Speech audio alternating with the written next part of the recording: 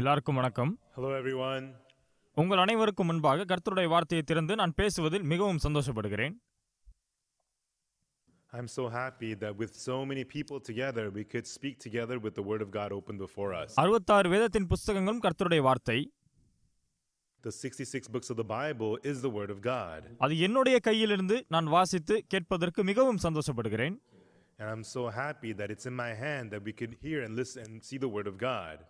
கர்த்தருடைய வார்த்தை என் இதயத்திற்குள் நுழைந்து என்னோட வாழ்க்கையை முற்றிலுமாக மாற்றியது. And the word of God entered my heart and changed my life, my heart completely. நான் ஆண்டவரிடத்திலிருந்து பெற்ற இந்த சந்தோஷத்தையும் அன்பையும் உங்களிடத்தில் பகிர்ந்து கொள்வதில் மிகவும் நன்றிக்குரியவனாக இருக்கிறேன். And I wanted to relay this joy, this love, this thankfulness that I received from God. கொரியாவில் கொரோனா வைரஸ் நிமித்தமாக இப்போது எனக்கு முன்பாக சில மக்கள் மாத்திரமே அமர்ந்து கொண்டிருக்கிறீர்கள். Because of the corona in Korea, because of that in the audience there's only about 10 people. ஆனால் எப்படியோ உலகம் முழுவதிலிருந்து பல பேர் இந்த வார்த்தைக்குள்ளாக கூடியிருப்பதற்காக நான் மிகவும் நன்றிக்குரியவனாக இருக்கிறேன். All the people around the world, so many have joined us in the word. I am so thankful. இன்று காலை ரோமர் புத்தகத்திலிருந்து வசனங்களை வாசிக்கலாம். This morning I will read to you from the words in Romans. ரோமர் 8ஆம் அதிகாரம் 1ஆம் வசனத்திலிருந்து. We'll read from Romans chapter 8 verse 1. ரோமர் 8ஆம் அதிகாரம் 1ஆம் வசனத்திலிருந்து தேவன் என்ன கூற விரும்புகிறார் என்று பார்க்கலாம். And let us hear to see what God is telling us in Romans chapter 8 verse 1. எடுத்துவிட்டால் நான் வாசிக்கிறேன். If we are there, let us read from verse 1. ஆனபடியால் கிறிஸ்து இயேசுவுக்குட்பட்டவர்களாய் இருந்து மாம்சத்தின்படி நடவாமல் ஆவியின்படியே நடக்கிறவர்களுக்கு ஆக்கினை தீர்ப்பு இல்லை. There is therefore now no condemnation to them which are in Christ Jesus, who walk not after the flesh but after the Spirit. கிறிஸ்து இயேசுவினாலே ஜீவனுடைய ஆவியின் பிரமாணம் என்னை பாவம் மரணம் என்பவைகளின் பிரமாணத்தினின்று விடுதலையாக்கிற்றே. For the law of the Spirit of life in Christ Jesus hath made me free from the law of sin and death. அதெப்படியெனில் மாம்சத்தினாலே பலவீனமாய் இருந்த நியாயப்பிரமாணம் செய்யக்கூடாததை தேவன் செய்யும்படிக்கு தம்முடைய குமாரனை பாவ மாம்சத்தின் சாயலாகவும் பாவத்தை போக்கும் பலியாகவும் அனுப்பி மாம்சத்திலே பாவத்தை ஆக்கினைக்குள்ளாக தீர்த்தார். That it was weak through the flesh, God sending his own son in the likeness of sinful flesh, and for sin condemned sin in the flesh. மாம்சத்தின்படி நடவாமல் ஆவியின்படி நடக்கிற நம்மிடத்தில் நியாயப்பிரமாணத்தின் நீதி நிறைவேறும்படிக்கே அப்படி செய்தார். That the righteousness of the law might be fulfilled in us who walk not after the flesh but after the Spirit. அன்றியும் மாம்சத்தின்படி நடக்கிறவர்கள் மாம்சத்திற்குரியவைகளை சிந்திக்கிறார்கள், ஆவியின்படி நடக்கிறவர்கள் ஆவிக்குரியவைகளை சிந்திக்கிறார்கள். The flesh, but they that are after the Spirit, the things of the Spirit. மாம்ச சிந்தை மரணம், ஆவியின் சிந்தையோ ஜீவனும் சமாதானமுமாம். For to be carnally minded is death, but to be spiritually minded is life and peace. 6ஆம் வசனம் முடிய வாசித்திருக்கிறோம். Okay, we read 2 verse 6. ரோமர் புஸ்தகம் அப்போஸ்தலனாகிய பவுல் மூலமாக ரோமாபுரியருக்கு எழுதப்பட்டது.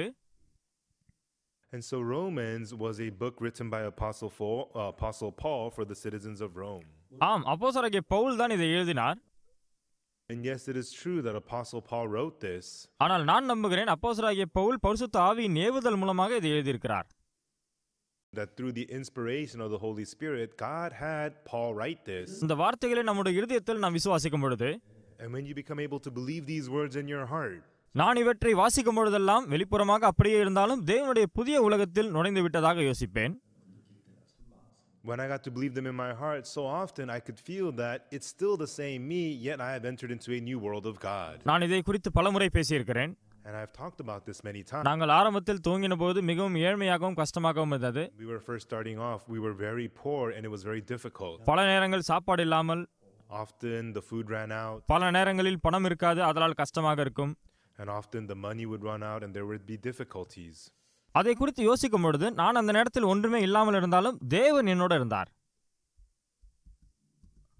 Think about it. Back then I had nothing, but the Lord was always with me. ஒரு நாள் ஞாயிறு மாலை ஆராதனை முடிந்த பிறகு One time after the Sunday evening service, அனைவரும் வீட்டிற்கு சென்றார்கள். everybody had gone back home, ஆனால் நான் போகவில்லை. but I didn't go back home. வீட்டில் நிலக்கரி இல்லை, பணம் இல்லை, சாப்பாடு இல்லை. At home there was no charcoal, no food, no money. ஆதலால் என்னுடைய மனைவியை நோக்கி வருத்தமாக இருந்தது, என்னால் வீட்டுக்கு போக முடியவில்லை. And so I felt so bad for my wife. I couldn't go home.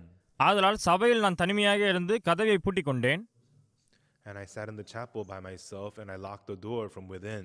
தேவனிடத்தில் நான் ஜெபித்தேன். And then I prayed and I began to pray to God. எவ்வளவு நேரம் ஜெபித்தேன் என்று ஞாபகம் இல்லை. And I don't remember exactly for how long I prayed.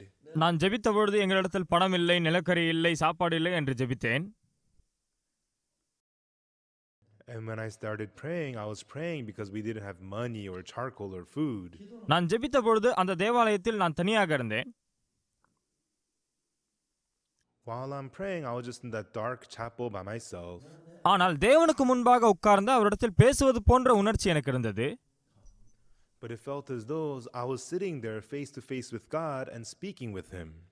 நான் அங்கு சபையில் உட்கார்ந்து தேவனிடத்தில் பேசிக் கொண்டிருந்த அந்த நேரத்தில், And as I am sitting there speaking with God in the temple of God, இந்த உலகத்தில் நான் வாழ்வதனால் எனக்கு சாப்பாடு நிலக்கரி அவசியமாக இருக்கிறது, ஆனால் அவர் உலகத்தில் தேவையில்லை. and I live in this world, that's why I need charcoal and food and whatnot. But there, I don't need anything at all. தேவனே, தென் பசிபிக் தீவுகளில் எந்த மாதிரியான மக்கள் வாழ்ந்து கொண்டிருக்கிறார்கள்?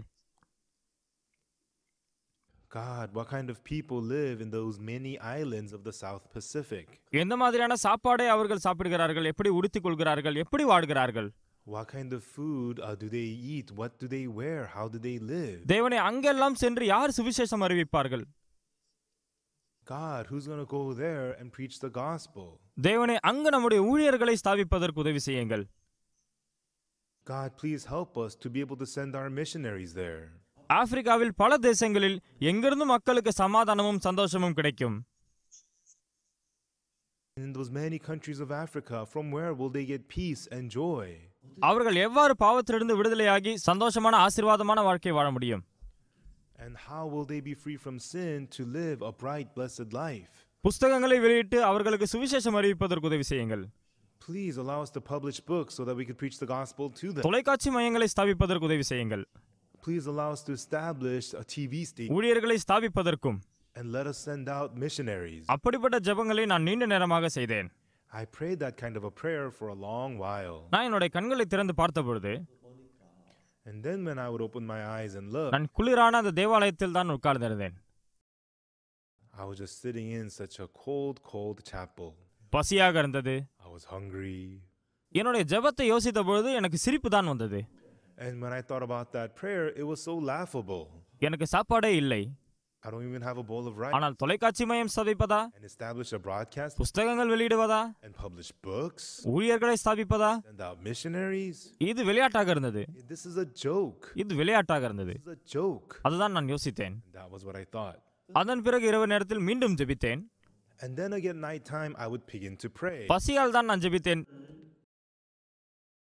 And when I would be praying, because I would சாப்பாடு தாருங்கள், give me food, நிலக்கரி வேண்டும் தாருங்கள், please give us charcoal. அவைகளுக்காக ஜெபித்தேன். And that's what I would always pray for. மறுபடியும் கொஞ்சம் நேரம் ஜெபித்த பிறகு Once again, after praying for a good, அப்படிப்பட்ட ஜெபத்தை மறுபடியும் ஜெபித்தேன். I was praying that kind of prayer. ஊழியர்களை உலகம் முழுவதும் ஸ்தாபிக்க வேண்டும். Let us send out missionaries all around the world.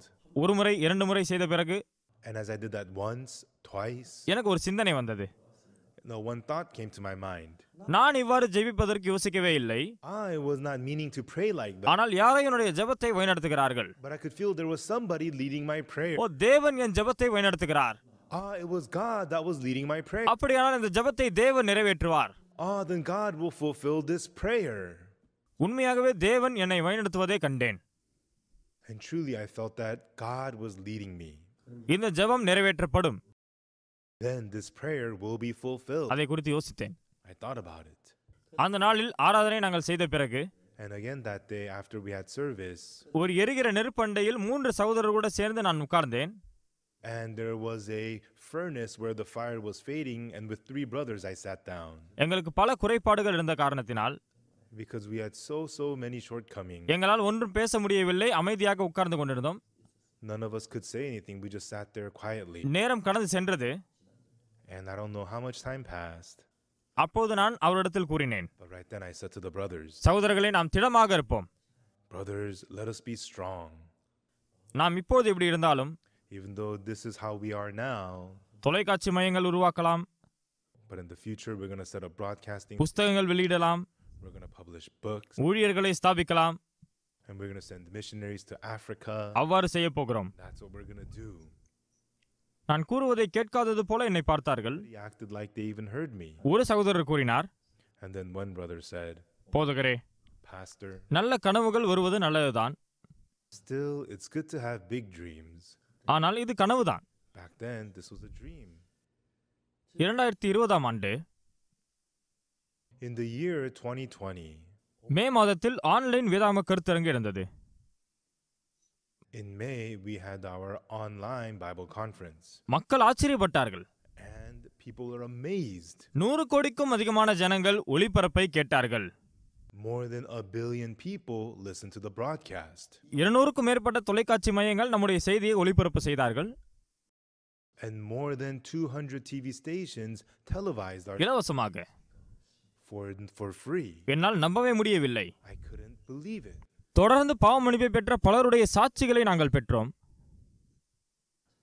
And continuously we got so many testimonies of people who received the forgiveness of sins. தேவனே, நான் வெறும் சிறிய மனிதன்தான். God, I'm just a small human being. இது என்னுடைய சிந்தனைக்கு மிகவும் அப்பாற்பட்டது. And this is as far as my thoughts go.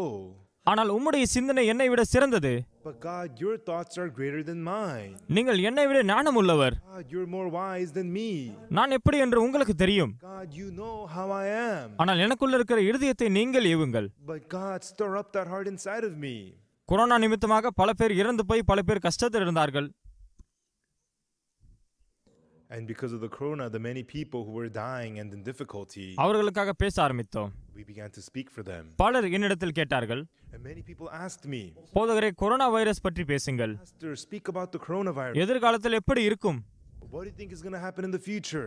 என்னுடைய பதில் எப்போதுமே ஒன்றுதான். And my answer was always the same. சில வேளைகளில் தேவன் கஷ்டத்தை அனுமதிக்கிறார்.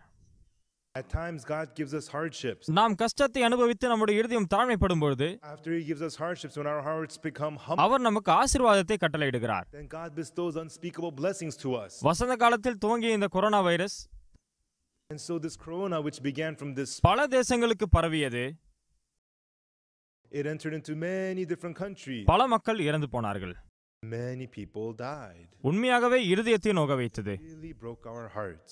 உண்மையாகவே வழியில் இருக்கிற அந்த மக்களுக்காக And truly for those people who are in pain, மே மாதத்தில் எப்போதுமே நம்முடைய சபை சார்பாக பெரிய வேதாம கருத்தரங்கு வைப்பதுண்டு. in the May of every year at our church in the spring, we always had ஆனால் இம்முறை வைக்க முடியவில்லை. we were unable to have the grand conference. ஆதலால் கருத்தரங்கை ஆன்லைனில் செய்தோம்.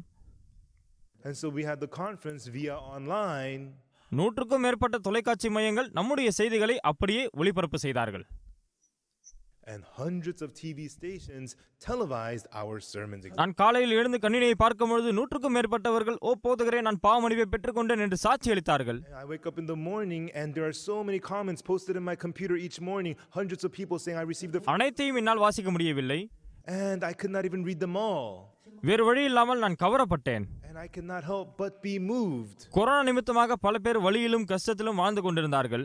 Through the corona, many people were struggling and suffering in pain. ஆனால் பாவ மன்னிப்பை பெற்று சந்தோஷத்தை பெற்றவருடைய சத்தத்தை கேட்கும் பொழுது, On the other hand, I hear voices of people who received the forgiveness of sins and they're rejoicing. என்னுடைய சிந்தனை எப்போதுமே தேவனுக்கு புறம்பாகவே இருக்கிறது. My thoughts are always different from the thoughts of God. ஆதலால் எப்போதும் வேதத்தை திறந்து பார்க்கும் பொழுது, Therefore, with the Bible open, வேதத்தில் தேவனுடைய இருதயத்தை கண்டுபிடித்து, we discover the heart of God inside of the Bible. ஓ, இதைதான் தேவன் கூறுகிறார். This is what you're saying, God. இன்றைக்கு ரோமர் 8ஆம் அதிகாரத்திலிருந்து வாசித்திருந்தோம். Today I read the words of Romans chapter 8. இங்கே என்ன போடப்பட்டிருக்கிறது? ஆனபடியால் கிறிஸ்து இயேசுக்குட்பட்டவர்களாயிருந்து மாம்சத்தின்படி நடவாமல் ஆவியின்படியே நடக்கிறவர்களுக்கு ஆக்கினை தீர்ப்பில்லை. And here it says, there is therefore now no condemnation to them which are in Christ Jesus, who walk not after the flesh but after the Spirit. நீங்கள் கிறிஸ்துவுக்குட்பட்டு இருக்கிறீர்களா? Everyone, are you in Christ Jesus? இயேசு கிறிஸ்து உங்களுக்குள் இருக்கிறாரா? Everyone, is there Jesus inside of you? வேதம் என்ன கூறுகிறது என்றால், What does the Bible say? கிறிஸ்து இயேசுவுக்குட்பட்டவர்களா இருக்கிறவர்களுக்கு To them which are in Christ Jesus, ஆக்கினை தீர்ப்பு இல்லை. there is therefore now no condemnation. எப்படிப்பட்ட சூழ்நிலையாக இருந்தாலும், No matter the situation, எப்படிப்பட்ட பாவமாக இருந்தாலும், no matter what sin you may, எப்படிப்பட்ட பொல்லாங்கான காரியமாக இருந்தாலும், what evil you may have done, சூழ்நிலையை பொருட்படுத்தாமல் regardless of the situation, ஆக்கினை தீர்ப்பு இல்லை என்று கூறுகிறார். no condemnation. இது போதகர் பார்க்கருடைய வார்த்தைகள் இல்லை. This is not the words of Pastor Oksu Park, அப்போஸ்தலனாகிய பவுலுடைய வார்த்தைகள் இல்லை. not the words of Apostle Paul. ஆண்டவர் ஆச்சரியமான வார்த்தைகளை நமக்கு தந்திருக்கிறார். God gave us these amazing words. நீங்கள் கிறிஸ்து இயேசுக்குட்பட்டு இருக்கிறீர்களா? Everyone, are you in Christ Jesus? உங்களுடைய சூழ்நிலை எப்படி இருந்தாலும் உங்களுக்கு ஆக்கினை இல்லை. then everyone, no matter the situation, you are not condemned. நீங்கள் எப்படிப்பட்ட பாவியாக இருந்தாலும், No matter what sin you've committed, நீங்கள் எப்படிப்பட்ட பொல்லாங்கானவர்களாக இருந்தாலும், what you've done, நீங்கள் கிறிஸ்து இயேசுக்குட்பட்டிருந்தால் if you are inside of Christ Jesus, ஆக்கினை தீர்ப்பு இல்லை என்று கூறப்பட்டிருக்கிறது. therefore there is no condemnation. போதகர் பார்க்கோடைய வார்த்தை இல்லை, This is not the words of Pastor Oksup. இது தேவனுடைய வார்த்தை. This is the word of God. நான் இந்த வார்த்தைகளை வாசித்து விட்டு கடந்து போக முடியவில்லை. And I could not just read and pass these words. நான் உண்மையாகவே அசுத்தமான ஒரு மனுஷன். I was truly a dirty human being. பலமுறை திருடி இருக்கிறேன், I committed so much stuff. பல பொய்களை கூறி இருக்கிறேன். I told so many. பொல்லாங்கான மனுஷன் நான். I'm an evil human being. பார்க்கோக்சு நீ இயேசுவுக்குள் இருக்கிறாயா? But Pastor Oksup Park, are you inside of Jesus? ஆம் ஆண்டவரே, நான் இயேசுவுக்குள் இருக்கிறேன். Yes, Lord, I am inside of Jesus. அப்படியானால் உனக்கு ஆக்கினை தீர்ப்பு இல்லை. There is no condemnation to you. நான் உன்னை ஆக்கினைக்குள்ளாய் தீர்க்க மாட்டேன். I will never condemn you. எப்படிப்பட்ட சூழ்நிலையாக இருந்தாலும், Matter the situation, உன்னுடைய பாவத்தின் நிமித்தமாக ஆக்கினை தீர்ப்பு இல்லை. all of your sins will not be condemned. ஓ ஆண்டவரே, Oh God. இது தேவனுடைய வார்த்தை தானே? This is the word of God, right? எங்களுக்காக இப்படிப்பட்ட ஆச்சரியமான வார்த்தைகளை கூறுவதென்ன? God, how did you speak such amazing words to us? இந்த வேதத்தோடு With this Bible, நான் பல காலமாக சபைக்கு போயிருந்தாலும் the church for many decades, but இந்த வார்த்தைகளின் அர்த்தம் தெரியாமல் இருந்தேன். I did not know the meaning of these. வார்த்தை இருந்தால் எதற்கும் கஷ்டப்பட தேவையில்லை. I was not, எனக்கு அதிகமாக தெரியாவிட்டாலும் I didn't know much, என்னுடைய யோசனைகள், but my idea was, என்னுடைய சிந்தனைகள் my thinking இயேசுவுக்கு மிக தூரமாக இருக்கிறது. was so far from Jesus, இயேசுனுடைய சிந்தனைகள் எனக்கு அப்பாற்பட்டு இருக்கிறது. and the thoughts of Jesus were so far from me. ஆனால் தேவனுடைய வார்த்தையில் But in the word of God, சூழ்நிலை எப்படி இருந்தாலும் ஆக்கினை தீர்ப்பு இல்லை என்று கூறப்பட்டிருக்கிறது. it says, no matter the situation, you're not condemned. ஆனால் எனக்கு அப்படிப்பட்ட இருதயம் இல்லை. But I did not have that heart. நான் எப்போதுமே ஆக்கினை தீர்ப்புக்குள்ளானேன். I was always condemning myself. நான் பாவத்தினால் வலியில் இருந்தேன், I was in pain because of sin. கலக்கமடைந்தேன், I was tormented. எப்போதும் மன்னிப்புக்காக கெஞ்சினேன், Every day I begged. கண்ணீர் விட்டு அழுதேன், I cried with tears. உபவாசம் எடுத்தேன், Fasted. அதிகாலை ஆராதனைகளில் Every early morning முழங்காற்படியிட்டு, I would kneel. ஆண்டவரே Lord, என்னுடைய பாவத்தை மன்னியுங்கள். please forgive my sin. ஏன் எனக்கு ரோமர் 8:1 தெரியாமல் போனது? Why didn't I know Romans chapter 8 verse 1? நிச்சயமாக வேதத்தை வாசித்திருக்கிறேன், I surely read the Bible. பலமுறை வேதத்தை வாசித்திருக்கிறேன், I had read the Bible several. ஆனால் இது எனக்கு தெரியாமல் இருந்தது. But how come I didn't know this? தேவனே ஆக்கினை தீர்ப்பு இல்லை என்கிறார். God tells me that he does not condemn Kristu இயேசுக்குட்பட்டவர்களுக்கு whosoever that are in Christ Jesus. ஆக்கினை தீர்ப்பு இல்லை. There is no condemnation. பிரியமானவர்களே, Everyone, இன்றைக்கு எவ்வளவு அதிகமான மக்கள் so many people today, குற்ற உணர்ச்சிக்குள்ளாக இருக்கிறார்கள். they condemn themselves. ஆண்டவரே, நான் ஒரு பாவி, Oh God, I'm a sinner. நான் இப்படிப்பட்ட பாவங்களை செய்திருக்கிறேன். I committed such sins. ஐயோ, குழந்தையை கலைத்து விட்டேனே தேவனே. Oh God, I aborted my baby. ஆண்டவரே, விபச்சாரம் செய்து விட்டேன், God, I committed adultery. நான் பொய் கூறிவிட்டேன். I lied. பல கிறிஸ்தவர்கள், So many Christians, பாவத்தின் நிமித்தமாக அழுது கொண்டு துயரத்தில் இருக்கிறார்கள், they cry and then suffer because of sin, குற்ற உணர்ச்சிக்குள்ளாகிறார்கள். and they are condemning themselves. ஆனால் But கர்த்தருடைய வார்த்தை என்ன கூறுகிறது? what does the word of God say? Kristu இயேசுக்குட்பட்டவர்களுக்கு To them which are in Christ Jesus, ஆக்கினை தீர்ப்பு இல்லை என்று கூறுகிறது. it tells us there is no condemnation. எப்படிப்பட்ட சூழ்நிலையாக இருந்தாலும், No matter the situation, எப்படிப்பட்ட பிரச்சனையாக இருந்தாலும், no matter the problem, எப்படிப்பட்ட பாவமாக இருந்தாலும், no matter what, எப்படிப்பட்ட பொல்லாங்காக இருந்தாலும், no matter what evil, என்ன இல்லை? there is no, ஆக்கினை தீர்ப்பு இல்லை. there is no condemnation. ஒரு நாள் நான் இந்த வார்த்தையை என்னோட இருதயத்தில் விசுவாசித்தேன். One day I got to believe these words in my heart. ஆமென். ஆண்டவரே, Yes, God, உமக்கு நன்றி. thank you. ஆக்கினை தீர்ப்பு இல்லை என்று நீங்கள் கூறியிருக்கிறீர்கள். You said that you do not condemn me. அப்படியானால் நான் பாவி இல்லை தானே? That means I'm not a sinner, right? நான் பரிசுத்தவான் தானே? It means I'm holy, right? நான் நீதிமான் தானே? It means I'm righteous, right? தேவனே, அப்படிதானே? That's right, God, right? நான் கூறுவது சரிதானே? God, is that right? இந்த வார்த்தைகளுக்கு இதுதானே அர்த்தம்? Isn't that what these words mean? என்னால் பொறுத்து கொள்ள முடியவில்லை. I could not bear it. என்னுடைய பாவங்கள் மன்னிக்கப்பட்டது, My sins are gone. எனக்கு ஆக்கினை தீர்ப்பு இல்லை. I am not. எனக்கு ஆக்கினை தீர்ப்பு இல்லை என்று தேவன் கூறியிருக்கிறார். I am not condemned. God says He does not condemn me. நான் பைத்தியக்காரன் போல் இருந்தேன். And I could only go crazy. ஆம், பைத்தியம் பிடிப்பது போலதான். Crazy. இது எப்படி சாத்தியம்? How could this be? ஆனால் வேதம் கூறுகிறது, But surely this is the Bible. வேறு யாரும் கூறவில்லை. It's not somebody's word. வேறு எந்த மந்திரியோ இல்லை யாரும் கூறவில்லை. It's not some minister or இது தேவனுடைய வார்த்தை. it's the word of God. தேவன் ஆக்கினை தீர்ப்பு இல்லை என்கிறார். God says he does not condemn. அப்போது ஆக்கினை தீர்ப்பு இல்லை. No condemnation. மற்றுமாக And நான் அதை ஒப்புக்கொண்டேன். I agree with this so much. தொடர்ந்து வாசிக்க ஆரம்பித்தேன். I continue to read on. கிறிஸ்து இயேசுவில் உள்ள ஜீவனுடைய ஆவியின் பிரமாணம் For the law of the Spirit of life in Christ Jesus பாவம் மரணம் என்பவைகளின் பிரமாணத்தினின்று விடுதலையாக்கிற்றே. has made me free from the law of sin and death.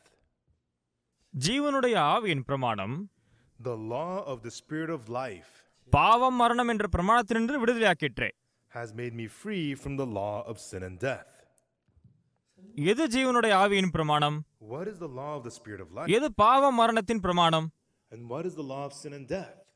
ஜீவனுடைய ஆவியின் பிரமாணம் என்றால் என்ன? What is the law of the Spirit of life? பாவம் மரணம் என்ற பிரமாணம் என்றால் என்ன? What is the law of sin and death? ஜீவனுடைய ஆவியின் பிரமாணம் என்னிடத்தில் வந்து The law of the Spirit of life came to me என்னை பாவ மரண பிரமாணத்தினின்று விடுதலையாக்கிற்று. and it says it freed me from the law of sin and death.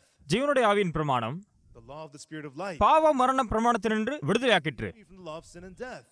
ஜீவனுடைய ஆவியின் பிரமாணம் The law of the Spirit of life உங்களை பாவ மரண பிரமாணத்தினின்று விடுதலையாக்கிற்று. from the law of sin. ஜீவனுடைய ஆவியின் பிரமாணம் The law of the Spirit of life பாவ மரண பிரமாணத்தினின்று from the law of sin and death நம்மை விடுதலையாக்கிற்று. has freed us. உங்களை விடுதலையாக்கிற்று. Freed you. பாவ மரண பிரமாணத்திற்கும் நமக்கும் இப்போது சம்பந்தமே இல்லை. You have nothing to do with the law of sin. நீங்கள் கட்டப்படவில்லை, நீங்கள் விடுதலையாக்கப்பட்டீர்கள். You are freed.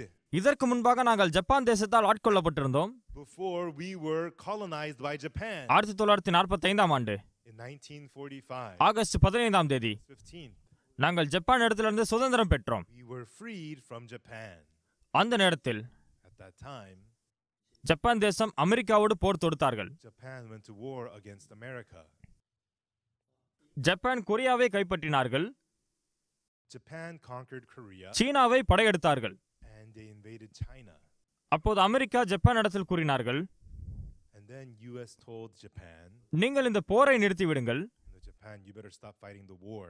ஜப்பான் அமெரிக்காவை மூக்கை நுழைப்பவர்கள் என்று கூறினார்கள். In Japan, they called the Americans noses, உங்களுக்கு பெரிய மூக்கு இருக்கிறது, saying that you have big noses. இது உங்கள் வேலை இல்லை, நீங்கள் மூக்கை நுழைக்க தேவையில்லை என்று கூறினார்கள். They said, you noses, what you have, this is none of your business. ஆதலால் அமெரிக்காவுக்கும் ஜப்பானுக்கும் இடையே விரிசல் ஏற்பட்டது. And so there was a bad relationship between Japan and America. ஆதலால் அமெரிக்கா ஜப்பான் இடத்திற்கு எரிபொருளையும் இரும்பையும் ஏற்றுமதி செய்வதை தவிர்த்தார்கள். And so the US stopped exporting petroleum and steel to Japan. அவர்கள் இரும்பையும் எரிபொருளையும் ஏற்றுமதி செய்வதை நிறுத்தினதினால் And once the US stopped exporting petroleum and steel to Japan, ஜப்பானிற்கு மிகவும் கஷ்டம் ஏற்பட்டது. very difficult for Japan. போர் நேரத்தில் இரும்பு அதிகமாக தேவைப்படும். During war, you need lots of steel. துப்பாக்கிக்காக, கத்தி உருவாக்குவதற்காக, அணுகுண்டிற்காக மற்றும் ஆயுதங்களுக்காக. அந்த நேரத்தில் கொரியாவில் உபயோகப்படுத்தப்பட்ட தட்டுகள் அனைத்தையும் எடுத்துக்கொண்டார்கள். At that time, Japan took all the bowls we used in Korea. கரண்டிகளை எல்லாம் எடுத்துக்கொண்டார்கள். All our spoons. அந்த நேரத்தில் குச்சிகளில் ஸ்பூன் செய்து சாப்பிட்டோம். Then we had to eat using wooden spoons. கட்டைகளில் தட்டு செய்தோம். We had to eat in ceramic bowls. Japan மிகவும் கோபப்பட்டார்கள். Japan got angry. அவர்கள் படைத்தலைவர் யாமமோட்டோ அவர்களுக்கு கட்டளையிட்டு And they commanded General Yamamoto அமெரிக்காவை தாக்க வேண்டும் என்று கூறினார்கள். to attack the US. யாமமோட்டோ அவர்கள் கூறினார்கள், General Yamamoto, அவர் அமெரிக்கா ஹார்வர்டில் படித்த காரணத்தினால் because he had studied in Harvard in the United States, நாம் அமெரிக்காவோடு சண்டை போட்டால் நம்முடைய கதி அவ்வளவுதான். we fight America, Japan will be destroyed. இருப்பினும் அப்படியே செய். Still, you must do this. யாமமோட்டோ படை விமானத்தை எடுத்துக்கொண்டு ஹவாய்க்கு சென்றார். Yamamoto took the aircraft carrier and headed for Hawaii. அந்த நேரத்தில் அமெரிக்கா முக்கிய நகரங்களிலிருந்து பேர்ல் ஹார்பருக்கு விமானங்கள் வந்தன. At that time, from mainland US, there were planes coming to Pearl Harbor. ஜப்பானின் படை விமானங்கள் அந்த எல்லா விமானங்களையும் சுட்டது. But then the aircraft carrier shot down all those planes. அதன் பிறகு என்ன நடந்ததென்றால், And then after that, what happened was, Japan படை விமானங்கள் ஹவாயின் பேர்ல் ஹார்பர் மீது பறந்து அரிசோனா விமான தாங்கியை கீழே செலுத்தினார்கள். Japanese planes, they flew towards Pearl Harbor in Hawaii, and then they sank the aircraft carrier. அந்த நேரத்தில் ஜப்பான் தேசத்தார் நாம் அமெரிக்காவை தோற்கடித்து விட்டோம். At that time, Japan said, yes, we defeated America. என்று கொண்டாடினார்கள். Yeah, and they celebrated. அதன் பிறகு அமெரிக்கா ஒரு விமான தாங்கியை ஜப்பானுக்கு அனுப்பியது. And then they sent one aircraft carrier, an American aircraft carrier, to Japan. அந்த அமெரிக்க விமான தாங்கியிலிருந்து 3 B-29 படை விமானங்கள் பறந்தது. And then from that American aircraft carrier, 3 B-29s took off. ஒன்று டோக்கியோவுக்கு சென்றது. One went to Tokyo. மற்றொன்று ஒசாகாவுக்கு. Another to Osaka. இல்லை நாகாசாக்கிக்கு. Excuse me, to Nagasaki. மற்றொன்று ஹிரோஷிமாவுக்கு சென்றது. And to Hiroshima. அந்த விமான தாங்கியிலிருந்து From the American aircraft carrier, டோக்கியோவை நோக்கி பறந்த விமானம் நாங்கள் டோக்கியோவுக்கு வந்து விட்டோம் என்று கூறினார்கள். from there they contacted the airplane that went to Tokyo. Come in Tokyo, they said. இன்னொன்று நாகசாக்கிக்கு வந்து விட்டோம். And then the plane replied, we are here. Oh, மற்றொன்று ஹிரோஷிமாவுக்கு வந்து விட்டோம். we're here in Hiroshima. விமான தாங்கியிலிருந்து டோக்கியோ விமானத்திடம் மேகத்தின் அளவு எவ்வளவு இருக்கிறது என்று கேட்டார்கள். And so the aircraft carrier asked the plane in Tokyo, what is the amount of the clouds in the sky? அவர்கள் கூறினார்கள் டோக்கியோவில் 70% மேகம். The plane replied, 70% clouds in Tokyo. அது ரகசிய எண் மூலமாக அனுப்பப்பட்டது. That was sent via Morse code. நான் தொலைத்தொடர்பு பயிற்சி பெற்றதால் எனக்கு அது நன்றாகவே தெரியும். Well, because I received communications training. ரகசிய எண் வாரியாக 7 என்பது சூ சூ தொரோரோ என்று கூறுவார்கள். The number 7 is expressed in Morse code, chu chu tororo. ஆம் 7. Yes, that's a 7. அதனால் அவர்கள் அதிர்ச்சியானார்கள். The aircraft carrier, they were ஏனென்றால் 70% மேகம் இருந்தால் because if there's 70% cloud, அவர்களால் அந்த வெடியை கீழே இறக்க முடியாது. they cannot drop the atomic bomb. அணுகுண்டை கீழே வீசினால் If you drop the atomic bomb, 1000 metre உயரத்திற்கு தீப்பொறி பறந்து வரும். causes a pillar of fire thousands of meters tall. நீங்கள் அந்த இடத்தில் கீழே இறக்கினால் If you drop it at a low elevation, உங்களுடைய விமானமே பொசுங்கிவிடும். burn up your own plane. ஆதலால் So, நீங்கள் மேலிடத்திலிருந்து இருக்க வேண்டும். to drop it from a high elevation, ஆனால் மேகங்கள் காரணமாக அது முடியவில்லை. because the clouds, they could not just drop the bomb. சரி நாகசாக்கியின் மேல் எப்படி? Come in Nagasaki. Nagasaki over This is Nagasaki. Oh, அங்கே எவ்வளவு மேகம் இருக்கிறது? how much clouds there? சூ தோதோ Chu do do do do. அதுதான் 6 என்பது. That's the number 6. சூ தோதோ Chu do do do do. ஓ 60%. 60%. ஓ அணுகுண்டை அங்கே வீச முடியாது. They could not drop the atomic bomb. கடைசியாக ஹிரோஷிமா விமானம். Finally, come in Hiroshima. Hiroshima over This is Hiroshima. Oh, அங்கே எவ்வளவு மேகம் இருக்கிறது? how much clouds there? தோதோ சூ Do do do chu chu. அது 30%. It was 30%. Hiroshima target. Target Hiroshima. மற்ற 2 விமானங்களும் திரும்பியது. The other 2 planes retreat. டோக்கியோவுக்கு போன விமானம் ஒரு வளையம் சுற்றி மறுபடியும் விமான தாங்கிக்கு வந்தது. The plane that had been to Tokyo flew one lap around Tokyo and returned to the aircraft carrier. நாகசாக்கிக்கு போன விமானம் ஒரு வளையம் சுற்றி மறுபடியும் விமான தாங்கிக்கு வந்தது. The plane of Nagasaki flew once around Nagasaki and returned to the aircraft carrier. B-29 இன்னோலாகே என்ற பெயருள்ள விமானம் ஹிரோஷிமாவை நோக்கி பறந்தது. And the plane B-29 named Enola Gay that went to Hiroshima. அந்த விமானி அமெரிக்கா விபத்தின் பொழுது அங்கே இருந்த நிலத்தின் அளவுக்கு அங்கே ஒரு நிலத்தை ஏற்படுத்தினார். That pilot at a place made in America made exactly the same as Hiroshima. ஒரு வருடமாக அவர் அணுகுண்டை கீழே வீசுவதற்கு பயிற்சி எடுத்திருந்தார். Near he had practiced dropping the bomb. ஆதலால் அவருடைய விமானத்தை தாழ்வாக பறக்க விட்டார். So he lowered the elevation of his plane. ஹிரோஷிமாவுக்கு மேலாக பறந்த பொழுது அந்த டார்கெட்டை வைத்தார். And as he flew over the city of Hiroshima, he set his target point. அதன் பிறகு மேலே நோக்கி பறந்தார். And then he flew high up in the air. மேலே போனார். He went up. அவர் வரலாறு பெற்ற அந்த அணுகுண்டை வீசினார். And he dropped the historical atomic bomb. பெரிய நெருப்பு ஏற்பட்டு 1000 மீட்டருக்கு மேலாக தீப்பொறி பறந்தது. Pillar of fire, huge one, thousands of meters tall, was formed. அதன் பிறகு ஒரு பயங்கரமான இடி முழக்கம். And afterwards a big storm was formed. Hiroshima நகரம் முழுவதும் புகை மண்டலமாகி மண்ணை போலானது. The whole city of Hiroshima was like vaporized and became sand. ஒரே ஒரு இரும்பு கட்டடம் மாத்திரம்தான் மீதி இருந்தது. And just one steel framed building, that was the only thing that remained. அந்த இடம்தான் ஹிரோஷிமா வெடி விபத்து நினைவு அருங்காட்சியகமாக இருக்கிறது. Hiroshima bombing memorial. அங்கு ஏற்பட்ட நெருப்பு மிக பெரியது என்பதால் Because the heat that was caused was too hot. அனைத்து மக்களும் Hiroshima நதிக்குள் பாய்ந்தனர். All the people just jumped into the Hiroshima river. அதிலிருந்து சடலங்களாக மிதந்தது. And then dead bodies just flowed down the river. அது மிகவும் துயரமாக அமைந்தது. War was pitiful. ஜப்பான் தேசத்து பேரரசர் இருந்தார். there was the emperor of Japan. அடுத்த நாள் காலையில் And it was the next morning. ஜப்பானில் இருக்கிற யாருக்கும் ஹிரோஷிமாவில் நடந்தது தெரியாது. Nobody in Japan knew what just happened in Hiroshima. திடீரென்று தொடர்பு மையம், போக்குவரத்து அனைத்தும் துண்டிக்கப்பட்டது. Suddenly communication and transportation was all cut. அடுத்த நாள் காலையில் டோக்கியோவை நோக்கி போனவர்கள், And then the next morning they were passing Tokyo. வானத்திலிருந்து ஏதோ வருகிறது, The people into Tokyo saw there's something coming. அது என்ன, அது என்ன, அது என்ன? What is that? அவர்கள் பார்த்தார்கள், They looked. பல காகிதங்கள் வானத்திலிருந்து வந்தது. It was many pieces of paper coming down from the sky. அதில் ஒன்றை திறந்து பார்த்தார்கள். People grabbed one and opened it. அவர்களுக்கு பேரதிர்ச்சியானது. And they all lost their minds. அந்த கைப்பிரதியில் In the flyer, ஹிரோஷிமா வெடிக்கப்பட்டதின் ஒரு படம் அதில் இருந்தது. a picture of the pillar of fire from the bombing in Hiroshima was in that flyer. நாங்கள் Hiroshima மீது வீசினது ஒரு அணுகுண்டு என்று போட்டிருந்தது. And it said what we dropped in Hiroshima was an atomic bomb. எங்களிடத்தில் இன்னும் அதிகமான அணுகுண்டுகள் இருக்கிறது. And we have several more atomic bombs. அந்த நேரத்தில் டோக்கியோவில் இருந்த அனைவரும் ஓட்டம் பிடித்து அங்கிருந்து ஓடினார்கள். At that time, all the people of Tokyo began to leave the city and run away. டோக்கியோவின் பேரரசர், The emperor of Tokyo, அவர் ஒலிபெருக்கிக்கு முன்பாக முழங்காற்படியிட்டு, he knelt down in front of the microphone of the PA system. சிறந்த ராஜ்யமாகிய எங்கள் Japan தேசம், We, the great empire of Japan, நாங்கள் எந்த நிபந்தனையும் இன்றி சரணடைகிறோம். we unconditionally surrender. தயவு செய்து இந்த போரை நிறுத்தி விடுங்கள். Please, we ask you stop the. நாங்கள் சரணாகி விடுகிறோம். We unconditionally surrender. வழக்கமாக சரணடைகிற பதிவேட்டில் கையொப்பமிடும் பொழுது Usually when they sign the surrender document, எவ்வாறு ராணுவர்களை கவனித்துக் கொள்வீர்கள், how will you treat our எவ்வாறு ராஜாவை கவனித்துக் கொள்வீர்கள், king? இந்த அனைத்து நிபந்தனைகளும் இருக்கும். Those conditions are. ஆனால் அப்படிப்பட்ட நிபந்தனைகளே இங்கு இல்லை. There was none of those conditions. நாங்கள் எவ்வித நிபந்தனையின்றி சரணாகிறோம். We unconditionally surrender.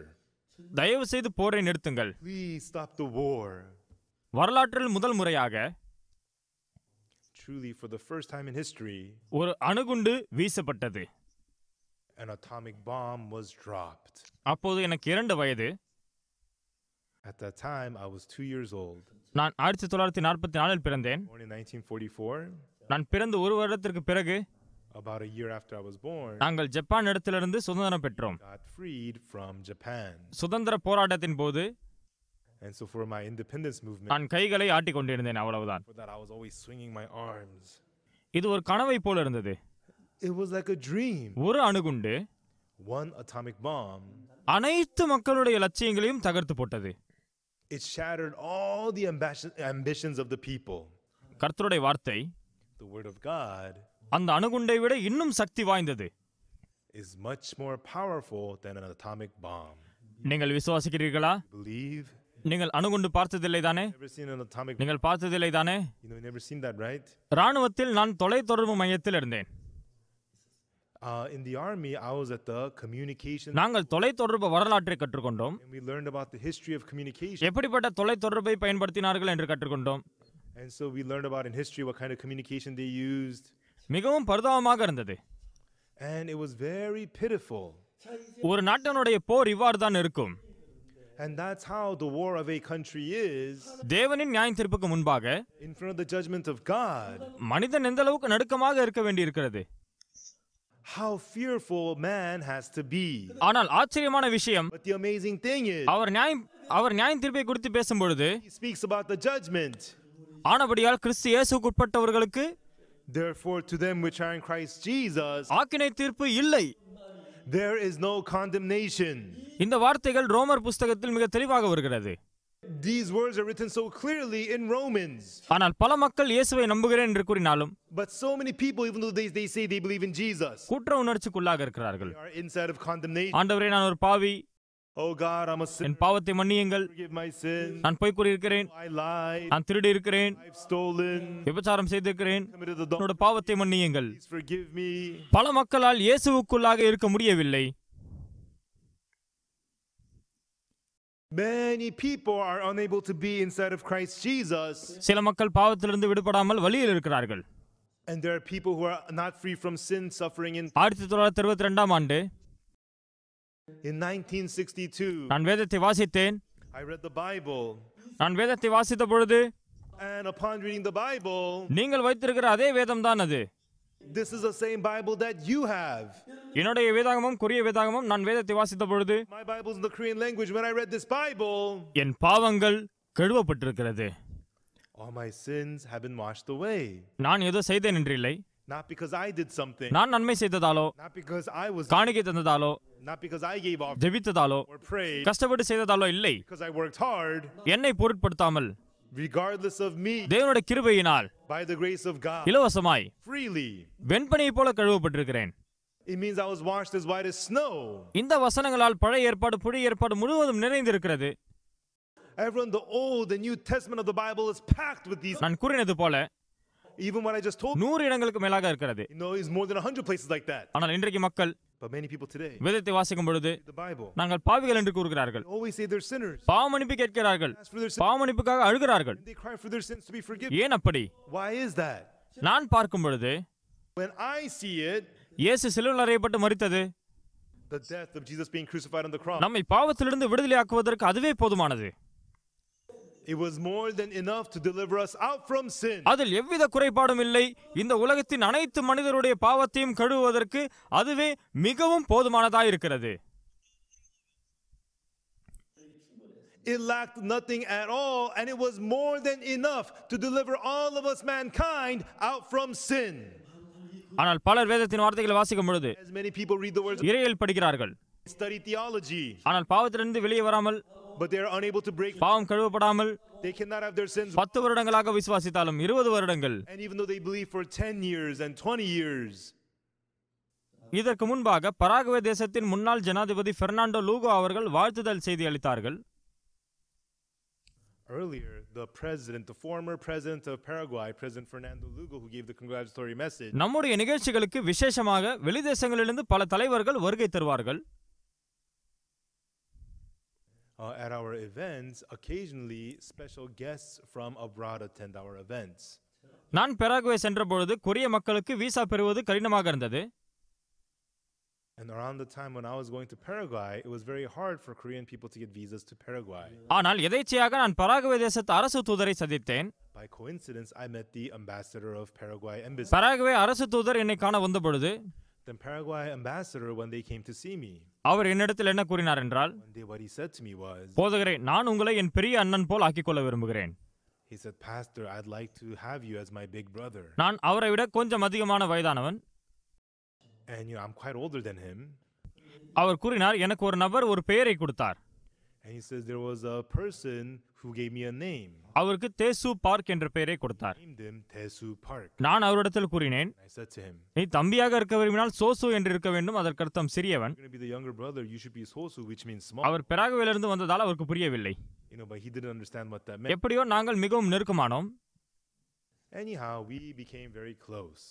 ஒரு நாள் அந்த அரசு தூதர் என்னிடத்தில் வந்தார். And one day that ambassador came to me எனக்கு ஒரு கவலையாக இருக்கிறது அண்ணா என்று கூறினார். and said, older brother, I'm worried about something. என்ன கவலை என்று கேட்டேன். I asked him, what are you worried about? என் தேசத்து ஜனாதிபதி 3 நாட்கள் கொரியா வருகிறார். The president of my country will be visiting Korea for 3 days. ஓ, நீ அரசு தூதராக இருக்கிற இடத்திற்கு உன் ஜனாதிபதி வருகிறார். The president visiting the country where you are serving as the ambassador இது பதவி உயர்வு பெறுவதற்கு வாழ்க்கையில் கிடைப்பதற்கரிய ஒரு வாய்ப்பு. is a once in a lifetime chance to get a real good promotion in life. நான் ஜனாதிபதியை நன்றாக சேவித்து அவருக்கு பிரியமானால், If I serve the president well and the president is content, நான் அமைச்சராக மாறலாம். then I can even become a minister. ஆனால் பிரச்சனை என்னவென்றால், Problem is, எங்கள் தூதரகத்திடம் அந்த அளவுக்கு பணம் இல்லை. embassy has no budget, we're short on money. ஆதலால் சகோதரரே, உங்களிடத்தில் ஒரு வேண்டுகோள் இருக்கிறது. I have a favor to ask of you. அது என்னவென்று கேட்டேன். Is it? I asked him. ஜனாதிபதிக்கு இசை என்றால் மிகவும் பிடிக்கும். The president, he really enjoys music. ஜனாதிபதிக்காக நான் ஒரு இசை நிகழ்ச்சி செய்ய விரும்புகிறேன். And for the president, I want to have a music concert. உங்களால் கிராஷியஸ் இசை குழுவை தயார் செய்ய முடியுமா? So, do you think you could send us the Gracious choir? நான் குழுவின் பொறுப்பாளரிடத்தில் பேசினேன். முழு குழுவும் வராவிட்டாலும் சில குழுவினர்களை அவர் அனுப்பி வைத்தார். The choir director, and not the whole choir came. A few of the choir members came. அந்த நேரத்தில் எனக்கு சம்ஷில் ஜிம்னேசியத்தில் ஒரு கருத்தரங்கு இருந்தது. At a conference at the Chamshim Gymnasium, இசை நிகழ்ச்சி 7 மணிக்கு துவங்க இருந்தது. The concert begins at 7 o'clock. நான் அங்கு 6:30 மணி அளவில் சென்றேன். So I went there around 6:30. தூதரகர் என்னை வர சொல்லியிருந்தார். The ambassador had asked me to come too. அங்கு 6:30 மணியிலிருந்து 7:30 மணி வரைக்கும் இருக்க முடியும் என்று நான் கூறினேன். I said I could stay there from 6:30 till 7:30. வழக்கமாக கருத்தரங்குகளை வைக்கும் பொழுது Usually when I hold Bible conferences, வழக்கமாக நான் 8:20 முன்பாக நிற்பேன். usually I stand at the pulpit around 8:20. அங்கிருந்து கிளம்பி கருத்தரங்கு வருவதற்கு 30 நிமிடங்கள் ஆகும். Because if I leave from there, it'll take me about 30 minutes to come. நான் தேவ செய்தியாளர் என்பதற்காக எனக்கு இன்னும் நேரம் தேவைப்பட்டது. To have some extra time because I'm the main speaker. 7:30 வரைக்கும் இருந்தால் So if I stay till 7:30, நான் 8:20 அங்கு சேர வேண்டும் என்று எனக்கு தெரியும். I knew I should be able to be on time by 8:20. அந்த நிகழ்ச்சி 6:30 மணிக்கு இல்லை 7 மணிக்கு துவங்க இருந்தது. அதனால் நான் அங்கு 6:30 மணிக்கே சென்று சேர்ந்தேன். And so the event was beginning at 7. I got there by 6:30. அங்கிருந்த போது அவர்கள் என்னை அழைத்தார்கள். And I was there and then they called me. போதகரே வந்து விட்டீர்களா? Pastor, are you here? நான் வந்து விட்டேன். Yes, I'm here. எங்க இருக்கிறீர்கள்? Where are you? 10வது மாடியில். 10th floor. அவர்கள் 9வது மாடிக்கு வர கூறினார்கள். To the 9th floor. அங்கு சென்றேன். I went there. ஜனாதிபதி இருந்தார். There was the president. தூதரகர் அங்கு இருந்தார். The ambassador was தலைமை அதிகாரி, the head secretary. 2 அமைச்சர்கள், And 2 ministers. 5 பேர் இருந்தார்கள். 5 of them were there. என்னால் 20 நிமிடங்களுக்கு ஜனாதிபதியோடு பேச முடிந்தது.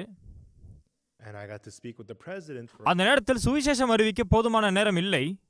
And at that time, it was not enough time to preach the gospel. பாவத்திலிருந்து பரிபூர்ணமாக விடுதலையாக்கப்பட்டேன் என்ற புத்தகத்தின் ஸ்பானிஷ் வெளியீட்டை அவருக்கு பரிசாக தந்தேன். The Secret of, for instance, being born again in Spanish version, I gave it to him. அதன் பிறகு சில வார்த்தைகளை பரிமாறிக்கொண்டோம். We shared a few more words. இசை நிகழ்ச்சி நடந்தது, அங்கு சென்றோம். And then the concert began, so we went there. 30 நிமிடத்திற்கு பிறகு நான் பொறுமையாக அங்கிருந்து விலகி கருத்தரங்கிற்கு வந்து சேர்ந்தேன். And 30 minutes later, I left quietly through the back, and then I came to our conference. சில நாட்களுக்கு பின்பு எனக்கு தொலைபேசி வந்தது. And then a few days later, I got a phone call. ஜனாதிபதி பராகுவே போகும் விமானத்தில் ஏறி பராகுவே சென்றார். The president got on the airplane to go back to Paraguay. அவர் ஏறியவுடன் அவருடைய அதிகாரியிடத்தில் போதகர் பார்க் அவருடைய புத்தகத்தை தா என்று கேட்டார். As soon as he got on the plane, he asked his secretary to bring him the book from Pastor Oksu Park. ஆனால் அவர் மறந்து வைத்து விட்டார். But the secretary had left the book behind. ஆதலால் அடுத்த நாளில் ஜனாதிபதியின் மனைவி அந்த புத்தகத்தை எடுத்து பராகுவே சென்றார். Therefore, the next day, the ambassador's wife took that book and went all the way to Paraguay. அவர் அந்த புத்தகத்தை வாசித்தார். And the president read that book. அதன் பிறகு என்னை அழைத்தார்கள். And then he contacted me. ஜனாதிபதி உங்களை சந்திக்க விரும்புகிறார் போதகரே. They said, "Oh, the president would like to meet you, pastor." Paraguay தூரம் என்பதால் என்னால் போக முடியாது என்று யோசித்தேன். And because Paraguay is far, I didn't think I could have time. நான் கூறினேன், அடுத்த பிப்ரவரி மாதத்தில் எனக்கு பராகுவேயில் நிகழ்ச்சி இருக்கிறது, அப்போது நான் சந்திக்கிறேன். I said, next February, I have an event in Paraguay. How about if I meet him then? அடுத்த பிப்ரவரி மாதத்தில் நான் பராகுவே சென்றேன். So next February, I went to Paraguay. விமான நிலையத்தை அடைந்ததும் When I arrived at the camp, நான் ஜனாதிபதியின் விருந்தினர் என்பதால் என்னை அருமையாக கவனித்துக் கொண்டார்கள். I arrived at the airport because I was the president's official guest. ஜனாதிபதியின் வேலையாட்கள் The presidents, விமான நிலையத்தில் வந்தார்கள். and they came to the airport. மற்றவர்களை காக்க வைத்து Everybody else sit, என்னை கூட்டிக் கொண்டு சென்றார்கள். and they picked me up and left. நான் VIP அறையில் இருந்த பொழுது While I had tea in the, அனைத்தையும் கவனித்துக் கொண்டார்கள். they took care of everything. போலீசார் பாதுகாப்பில் நான் ஹோட்டல் சென்றேன். And then the police escorted me to the hotel. ரகசிய போலீசார்கள் கூட The secret police officer, 24 மணி நேரமும் பாதுகாப்பு தந்தார்கள். 24 hours, they were guarding me. அவர்கள் அவ்வாறு செய்ய தேவையில்லை. They didn't have to do that. நான் வெளியே வரும்போது மறுபடியும் பாதுகாப்பு தந்தார்கள். And each time I would go out, the police would escort me. ஒரு நாள் ஜனாதிபதி இடத்திற்கு போவதற்கு முன்பாக அதிகாரி என்னை அழைத்தார். And one day, before going to the president, the secretary called. நான் அவரிடத்தில் கேட்டேன், ஜனாதிபதியோடு எவ்வளவு நேரம் பேச முடியும்? I called the secretary and I asked, how much time do I get to meet? 40 நிமிடம் என்று கூறினார். He answered 40 minutes. சரி என்று கூறினேன். I said, okay. இந்த 40 நிமிடத்தில் என்ன பேச வேண்டும் என்று நான் யோசிக்க வேண்டும். And I needed to figure out what to speak during those. முக்கியமாக எப்படி பாவமன்னிப்பின் சுவிசேஷத்தை அறிவிப்பது. The important thing is I needed to preach the gospel of the forgiveness of sin. நான் போனால் இசைக்குழுவை அழைத்து கொண்டு போக வேண்டும். And so when I go, I have to bring the choir with me ஏனென்றால் அவருக்கு நிகழ்ச்சி பிடிக்கும். because he likes music. 13 இசைக்குழு மக்களை அழைத்து சென்றேன். Picked 13 members of the choir. மற்றவர்களை நான் நீக்கிவிட்டேன். And then I removed everybody else. நான் இசைக்குழு இடத்தில் கூறினேன், And then I told the choir, நான் ஜனாதிபதிக்கு சுவிசேஷம் அறிவிக்க வேண்டும். I'm planning to preach the gospel to the president. அதனால் அதிகமாக பேச வேண்டாம். So don't ever speak. ஏதாவது அவர் கேள்வி கேட்டார், If the president சீக்கிரமாக பதில் கூறுங்கள். ஆமாம், இல்லை. Answer quickly, yes, no. 3 பாடல் நீங்கள் பாடுவதற்கு 10 நிமிடம் ஆகும். And so if we sing 3 songs to the president, that'll take up 10 minutes. அவரை வாழ்த்துவதற்கு 5 நிமிடம் ஆகும். And saying hello will take up 5 minutes. 15 நிமிடத்திற்கு பிறகு And after taking away 15, 25 நிமிடம் தான் இருக்கும். only 25 minutes remain. அந்த 25 நிமிடத்திற்கு என்ன பேச வேண்டும் என்பதை நான் இரவு நேரம் வரை உட்கார்ந்து யோசித்து அதை குறிப்பாக எடுத்துக்கொண்டேன். And then until late at night, I wrote down what I needed to do to speak to him for those 25 minutes. ஜனாதிபதியோடு பேசுவது எளிதல்ல. Because it's not easy to meet the president. நான் இதை குறித்து பேசுவது பொருளாதாரம், அரசாங்கம். What am I going to do? Talk about the economy or politics? எனக்கு தெரிந்ததெல்லாம் வேதாகமம் தான். And the only thing I know is the பாவ மன்னிப்பின் நற்செய்தியை அவருக்கு அறிவிக்க விரும்பினேன். to preach the forgiveness of sins of the gospel to him. ஆதலால் நான் ஜனாதிபதியை சந்தித்தேன். So I met the president. வாழ்த்தின பிறகு After saying hello, அவர் ஒவ்வொருவரையும் கை குலுக்கினார். the president shook everybody's hand. 5 நிமிடம் கடந்தது. And then 5 minutes passed. அதன் பின் நேரடியாக And then immediately நான் பேச துவங்கினேன். began to speak. நான் கூறினேன், பராகுவேவின் மதிப்புக்குரிய ஜனாதிபதி பெர்னாண்டோ லூகோ அவர்களே, I said, Your Excellency, Honorable President Fernando Lugo of Paraguay, நீங்கள் பராகுவே தேசத்தை ஆட்சி செய்கிறீர்கள். while you are governing Paraguay, தேவன் உங்களையும் பராகுவே தேசத்தையும் ஆசீர்வதிப்பார். I hope that God will bless you and Paraguay. அப்போஸ்தலர் 13:22 In the Bible, Acts 13, verse 22, தேவன் தாவீதை ராஜாவாக ஸ்தாபித்த பொழுது when God established David as king, தாவீதை அவருடைய இருதயத்திற்கு ஏற்றவராக கண்டார் என்று போடப்பட்டிருக்கிறது. it says David's heart was one with God's heart. ஆதலால் தாவீதை ராஜாவாக ஸ்தாபித்தார். Therefore, he established David as king. ஐயா, உங்களுடைய இருதயமும் தேவனோடு ஒன்றானால், Your Excellency, if your heart becomes one with the heart of God, தேவன் உங்களை மாத்திரமல்ல பராகுவே தேசத்தையும் ஆசீர்வதிப்பார். then God will not only bless you, but also Paraguay. ஆதலால் வேறு விஷயத்தை பற்றி நான் கூற விரும்பவில்லை. Therefore, I will not say anything else to you, President, தேவனுடைய இருதயத்தோடு எப்படி ஒன்றாவது என்பதை கூற விரும்புகிறேன். but I will tell you how to become one heart with God. அதன் மூலமாக எப்படி இயேசுவினுடைய இரத்தத்தின் மூலமாக பாவம் கழுவப்பட்டதை கூறினேன். And through that, I explained how your sins were forgiven by the blood of அதை தான் பேசினேன். That's what I spoke to him about. ஏன் இயேசு சிலுவையில் அறையப்பட்டார்? Do you know why Jesus was crucified? நம்முடைய பாவத்திற்காக மரித்தார். He died for our sins. இதை குறித்து யோசித்து பாருங்கள் ஐயா. Excellency, think about it. இயேசு நம்முடைய பாவத்திற்காக சிலுவையில் மரித்தார். Jesus, he died on the cross for our sins. உங்களுடைய பாவத்தை மன்னித்திருப்பாரா இல்லையா? So do you think he forgave our sins or not? இயேசு சிலுவையில் அறையப்பட்ட பொழுது, நான் பாவத்தை கழுவ விரும்பினேன், ஆனால் தவறு செய்து விட்டேன், பாவம் கழுவப்படவில்லை என்று கூறுவாரா? Do you think Jesus died on the cross and he said, I wanted to forgive your sins, but there was a mistake? இல்லை. No. இயேசு நிச்சயமாக எல்லாருடைய பாவத்தையும் கழுவி இருக்கிறார். Jesus surely forgave all our sins. அப்படி இல்லை என்றால் தோற்றுவிட்டார் என்ற அர்த்தம். If not, that means Jesus ஆனால் அவர் தோற்கவில்லை. Jesus did not. பாவத்தை கழுவி விட்டார். He forgave our sins. நான் வேதத்தை வாசித்து அவரிடத்தில் பேசினேன். And I read the Bible to him and spoke it to him. அந்த 25 நிமிடங்களில் And during those 25 minutes, ஜனாதிபதி பாவ மன்னிப்பை பெற்றுக்கொண்டார். the president received the forgiveness of sins. என்னுடைய கைகளை பிரித்துக் கொண்டார். And he grabbed my hand. மிகவும் கவரப்பட்டார். And for a long while he was touched. சகோதரி லீ அவர்கள் மொழிபெயர்த்தார்கள். And Sister Lee, she was the interpreter. அவர் மிகவும் கவரப்பட்டார். He was so touched. இசைக்குழு 3 பாடல்கள் பாடினார்கள். And then the choir, they sang 3 songs. 40 நிமிடம் முடிந்தது. And then 40 minutes was up. நாங்கள் ஜனாதிபதி மாளிகையிலிருந்து புறப்பட்டோம். Presidential palace. நான் மிகவும் சந்தோஷமாக இருந்தேன். And we were so happy. நாங்கள் காரில் போய் கொண்டிருந்தோம். And we were leaving in the car. 10 நிமிடத்திற்கு பிறகு அதிகாரி அழைத்தார். Minutes later, the secretary called us. இன்று மாலை IYF முகாமில் And tonight at the IYF camp, ஜனாதிபதி வருவார். the president will attend. அப்படியா? நாங்கள் மிகவும் சந்தோஷமானோம். Happy. 5 நிமிடத்திற்கு பிறகு 5 minutes later, மறுபடியும் அழைத்தார்கள். called us again. இன்று மாலை IYF முகாமின் போது At the IYF camp, அனைத்து அமைச்சர்களுக்கும் கலந்து கொள்ள வேண்டும் என்று உத்தரவிடப்பட்டிருக்கிறது. the directive was given for all the ministers to attend. அந்த நாளிலிருந்து So from that day on, அந்த ஜனாதிபதியும் நானும் நண்பர்களைப் போல ஆனோம். with His Excellency the President and I, we became friends. சுவாரஸ்யமான விஷயம் என்னவென்றால், Amazing thing is, அந்த நாளில் என்னை சந்தித்து பாவ மன்னிப்பை பெற்ற பிறகு that day after he met me and received the forgiveness of sins, our பத்திரிகையாளரிடத்தில் the president in front of the reporter, சந்திப்பை குறித்து கூறினார். he told them about how he had met me, நான் உண்மையான பாவ மன்னிப்பை பெற்றேன் என்று கூறினார். saying I received the true forgiveness of நான் மிகவும் நன்றிக்குரியவனாக இருந்தேன். and I was so thankful. அந்த மாலை அவருக்கு அருகாமையில் உட்கார்ந்தேன். That evening I sat next to the அவர் வந்து கலந்து கொண்டார். And he attended the IYF நீண்ட காலமாக அவர் ஜனாதிபதியாக இருந்து and the president for a long time. உண்மையாகவே நீண்ட காலமாக இருந்தார்.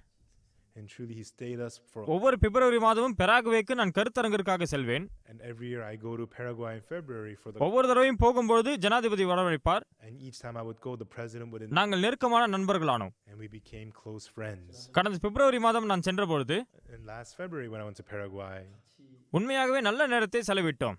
we spent really good time together.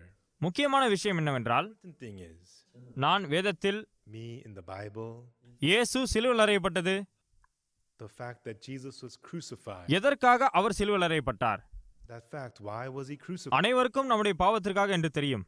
Everybody knows for our sins. இயேசு நம்முடைய பாவத்திற்காக சிலுவையில் அறையப்பட்டால் நம்முடைய பாவம் கழுவப்பட்டிருக்க வேண்டும். If Jesus was crucified for our sins, that means our sins should be. ஆனால் மக்கள் பாவிகள் என்று கூறுகிறார்கள். People say they're sinners.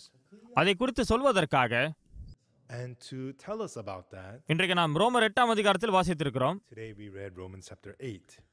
ரோமர் 8:1 In Romans chapter 8 verse 1, ஆனபடியால் கிறிஸ்து இயேசுவுக்கு உட்பட்டவர்களா இருக்கிறவர்களுக்கு there is therefore now no condemnation.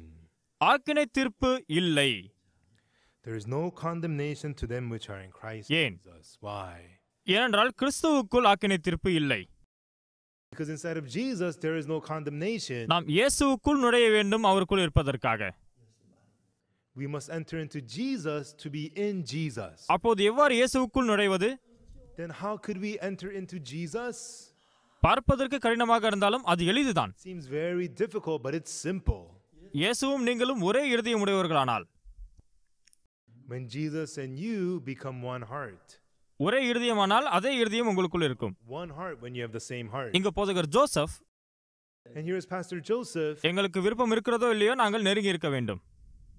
Whether we like it or not, we have to be close with one another. நான் அவரை வெறுத்தாலும் என்னால் அவரை அவதூறு செய்ய முடியாது. Even though I hate him, I cannot mistreat him. போதகர் ஜோசப், Pastor Joseph, அவர் என்னை விட அதிகமாக ஆங்கிலம் பேசுபவர். he speaks English much better than I do. மிக அருமையாக செய்கிறார் என்று இல்லை. Not that he does well. நான் பல மொழிபெயர்ப்பாளர்களோடு பல தேசங்களுக்கு செல்வேன். Go to many different countries with interpreters. அனைவரும் வியந்து போவார்கள். Many people get amazed. இவ்வாறு இப்படிப்பட்ட மொழிபெயர்ப்பாளர்கள் இருக்கிறார்கள். How did you get an interpreter like that? யோசேப் போதகருடைய மொழிபெயர்ப்பு, Pastor Joseph's interpreting. இந்த உலகத்தின் தலை சிறந்த ஆங்கில மொழிபெயர்ப்பாளர் அவர்தான். Of all the interpreters in the world, he is the best English interpreter. இது உண்மைதானே? True, right? ஆம், மிக அருமையாக செய்கிறார். Yes, he does very well. ஆனால் முக்கியமான விஷயம், But the important thing is, நானும் அவரும் சேர்ந்து சுவிசேஷம் அறிவிக்கிறோம். Pastor Joseph and I, we preach the gospel. உண்மையாகவே ஒரே இருதயத்தோடு இருக்கிறோம். And truly, we are one heart. நான் தமிழ் மொழியில் பேசும் பொழுது, When I speak in Korean, போதகர் ஜோசப் பாவமன்னிப்பு பெறவில்லை என்றால், if Pastor Joseph has not received the forgiveness of sins, அவரால் எப்படி மொழிபெயர்க்க முடியும் என்று தெரியவில்லை. I don't know if he's going to be able to interpret this. என்னோட இருதயத்தோடு அவரால் மொழிபெயர்க்க முடியாது. Not be able to interpret as my heart. நான் பாவமன்னிப்பை பெற்றுக்கொண்டேன். I received the forgiveness of sin. போதகர் ஜோசப் அவர்களும் பாவமன்னிப்பை பெற்றுக்கொண்டார். Joseph has received the forgiveness of sin. இங்கு And here, கிறிஸ்து இயேசுவுக்கு உட்பட்டவர்களாக இருக்கிறவர்களுக்கு ஆக்கினை தீர்ப்பு இல்லை என்று போடப்பட்டிருக்கிறது. it says, therefore there is no condemnation to them which are in Christ Jesus. அதன் பிறகு என்ன கூறப்பட்டிருக்கிறது? What does it say after that? கிறிஸ்து இயேசுவினாலே ஜீவனுடைய ஆவியின் பிரமாணம் என்னை பாவம் மரணம் என்பவைகளின் பிரமாணத்தினின்று விடுதலையாக்கிற்றே. For the law of the Spirit of life in Christ Jesus hath made me free from the law of sin and death. பல மக்கள் இதை குறித்து சரியாக தெரியாது இருக்கிறார்கள். And not many people know about this. ஜீவனுள்ள ஆவியின் பிரமாணம் என்றால் என்ன? What is the law of the Spirit of life? பாவம் மரணம் என்பவைகளின் பிரமாணம் என்றால் என்ன? And what is the law of sin and death? இதை தெரிந்து கொண்டால் மிக எளிதானது. If you know it, it's easy. ஆனால் தெரியவில்லை என்றால் கடினம். But if you don't know it, it's hard. எல்லாவற்றிலும் அப்படிதான். That's true with everything. தெரிந்தால் எளிது, If you know it, it's தெரியவில்லை என்றால் கடினம். If you don't know, it's hard. பாவம் மரணம் என்பவைகளின் பிரமாணம் The law of sin and death, நியாய பிரமாணத்தை குறித்து பேசுகிறது. it is talking about the law. விளங்குகிறதா? Do you understand? உங்கள் முகங்களை பார்த்தால் புரியவில்லை என்பது போல் இருக்கிறது. And you're quiet. ஏன் இது நியாய பிரமாணத்தை குறிக்கிறது? Why is it referring to the law? யாத்திராகமத்தில் தேவன் நியாய பிரமாணத்தை தந்தபொழுது, In Exodus, when God gave the law, நாம் கொஞ்சம் யாத்திராகமத்தில் இருந்து பார்க்கலாம். let's look at Exodus for a யாத்திராகமம் 19ஆம் அதிகாரம் chapter 19. யாத்திராகமம் 19ஆம் அதிகாரத்தில் இவ்வாறு கூறப்பட்டிருக்கிறது. 19 it says this.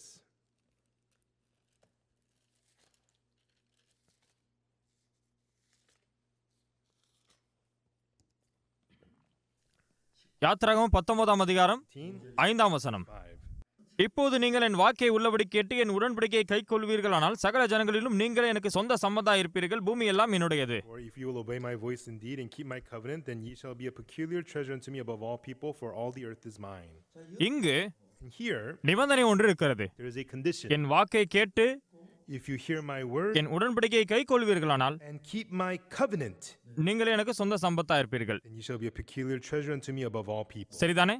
Is that right? அதன் பிறகு And then 6ஆம் வசனத்தில் in verse 6, நீங்கள் எனக்கு ஆசாரிய ராஜ்யமும் பரிசுத்த ஜாதியுமா இருப்பீர்கள் and ye shall be unto me a kingdom of priests and an holy nation. என்று நீ இஸ்ரவேல் புத்திரோடே சொல்ல வேண்டிய வார்த்தைகள் என்றார். These are the words which thou shalt speak unto the children of Israel. That's what it says. அதன் பிறகு Then 7ஆம் வசனத்தில் 7, மோசே வந்து ஜனங்களின் மூப்பரை அழைப்பித்து கர்த்தர் தனக்கு கற்பித்த வார்த்தைகள் எல்லாம் அவர்களுக்கு முன்பாக சொன்னான்.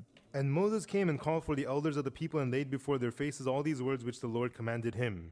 8ஆம் வசனத்தில் And then in verse 8, அதற்கு ஜனங்கள் எல்லாரும் ஏகமாய் and all the people answered together and said, கர்த்தர் சொன்னவைகளை எல்லாம் செய்வோம் என்று பிரதியுத்தரம் சொன்னார்கள். all that the Lord hath spoken we will do. கர்த்தர் சொன்னார், என் வாக்கை கேட்டு அதன்படி செய்தால் ஆசீர்வதிக்கப்படுவீர்கள். He said, if you keep my words, I will bless you. அனைத்தையும் செய்வோம் என்று மக்கள் சொன்னார்கள். People said, we will do them all. இதற்கு என்ன அர்த்தம்? And this is called what? இதற்கு பேர்தான் உடன்படிக்கை. This is called covenant. அதற்கு அர்த்தம் வாக்குத்தத்தம். It means promise. வாக்குத்தத்தம் என்ற அர்த்தம். It means promise. என்னுடைய பிரமாணம் எல்லாவற்றையும் கடைபிடித்தால் ஆசீர்வதிக்கப்படுவீர்கள். If you keep all my laws, I will bless you. நாங்கள் அனைத்தையும் கடைபிடிப்போம். Yes, we'll keep them all. கடைபிடித்தால் If you keep them all, அவர்கள் ஆசீர்வதிக்கப்பட வேண்டும். they have to get blessed. இல்லை என்றால் If they don't, அவர்கள் சபிக்கப்பட வேண்டும். they have to be cursed. உபாகமம் 28ஆம் அதிகாரம் Deuteronomy 28.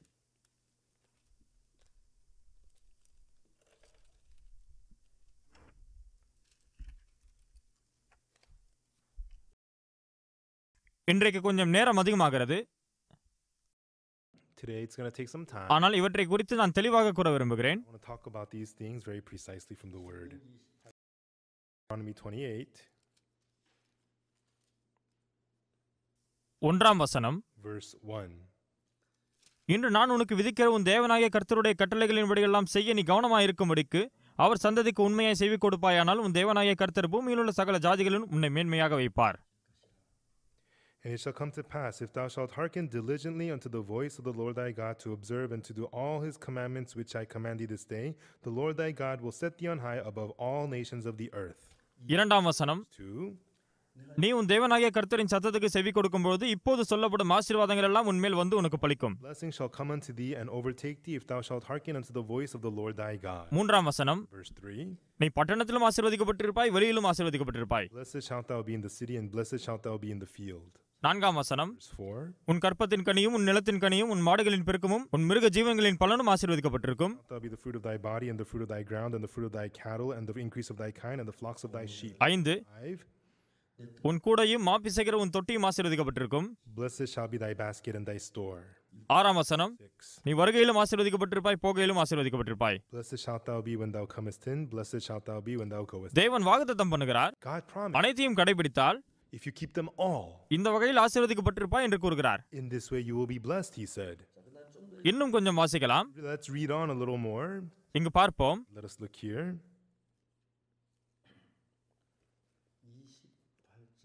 28ஆம் அதிகாரம் 15ஆம் வசனம். Chapter 28, verse 15. இன்று நான் உனக்கு விதிக்கிற உன் தேவனாகிய கர்த்தருடைய எல்லா கற்பனைகளின்படியும் கட்டளைகளின்படியும் நடக்க கவனமா இருக்கிறதற்கு அவர் சத்தத்திற்கு செவி கொடாதே போவாயாகில் இப்போது சொல்லப்படும் சாபங்கள் எல்லாம் உன்மேல் வந்து உனக்கு பலிக்கும். Come to pass, if thou wilt not hearken unto the voice of the Lord thy God, to observe to do all his commandments, his statutes which I command thee this day, that all these curses shall come upon thee and overtake thee. 16ஆம் வசனம். 16. பட்டணத்திலும் சபிக்கப்பட்டிருப்பாய், வெளியிலும் சபிக்கப்பட்டிருப்பாய்.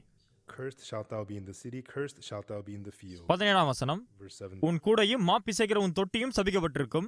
Cursed shall be thy basket and thy store. 18. 18. உன் கற்பத்தின் கனியும் உன் நிலத்தின் கனியும் உன் மாடுகளின் பெருக்கமும் உன் நாடுகளின் மந்தைகளும் சபிக்கப்பட்டிருக்கும். Fruit of thy land and the increase of thy kind and the flocks of thy sheep. நீ வருகையிலும் சபிக்கப்பட்டிருப்பாய், நீ போகையிலும் சபிக்கப்பட்டிருப்பாய். Cursed shalt thou be when thou comest in, cursed shalt thou be when thou goest out. இது வாக்குத்தத்தம். This is a promise. இதை கடைபிடித்தால் உங்களுக்கு ஆசீர்வாதம். If you keep it, you are blessed. கடைபிடிக்கவில்லை என்றால் சாபம். If you don't keep it, you are cursed. உங்களுக்கு விளங்குகிறதா? Do you understand? அப்படியானால் இந்த வாக்குத்தத்தம் கடைசியாக நமக்கு ஆசீர்வாதமாக இருக்குமா, சாபமாக இருக்குமா? Then ultimately, would this promise be a blessing to us or a curse to us? ஆசீர்வாதம் என்று கூறுபவர்கள் கரங்களை தூக்குங்கள். Raise your hand if you think it's a blessing. யாரும் இல்லையா? Nobody? சாபம் என்று நினைப்பவர்கள். Raise your hand if you think it's curse. ஆம், இது சாபம். That's right. This is a curse. எனக்கு தெரியாமல் இருந்தபோது Didn't know. ஒவ்வொரு நாளும் போதகர்கள் வருவார்கள், Every day the pastors would, என்னுடைய வீட்டிற்கு வருவார்கள். and he would visit my house. உபாகமம் 28ஆம் அதிகாரத்தை திறந்து நீ பட்டணத்திலும் ஆசீர்வதிக்கப்பட்டிருப்பாய், வெளியிலும் ஆசீர்வதிக்கப்பட்டிருப்பாய் என்றெல்லாம் கூறுவார்கள். About Deuteronomy 28 saying, blessed are you come in, blessed are when you go out, and tell us about blessing. அதன் பிறகு இது தவறு என்று நான் கண்டுபிடித்தேன். Later on I found நீங்கள் கடைபிடித்தால் தான் இது நடக்கும். that's the case only if you keep them. ஆனால் ஒருவராலும் கடைபிடிக்க முடியாது. But not one person could keep all the laws of God perfectly. கடைசியாக இது ஒரு சாபம். Ultimately, this was a curse. விளங்குகிறதா? Do you understand? இது என்னவென்று தெரியுமா? Do you know what this is? இது நியாயப்பிரமாணம். This is the law. இது 10 கட்டளைகள். This is the 10 commandments. அவற்றை கடைபிடித்தால் உங்களுக்கு ஆசீர்வாதம்.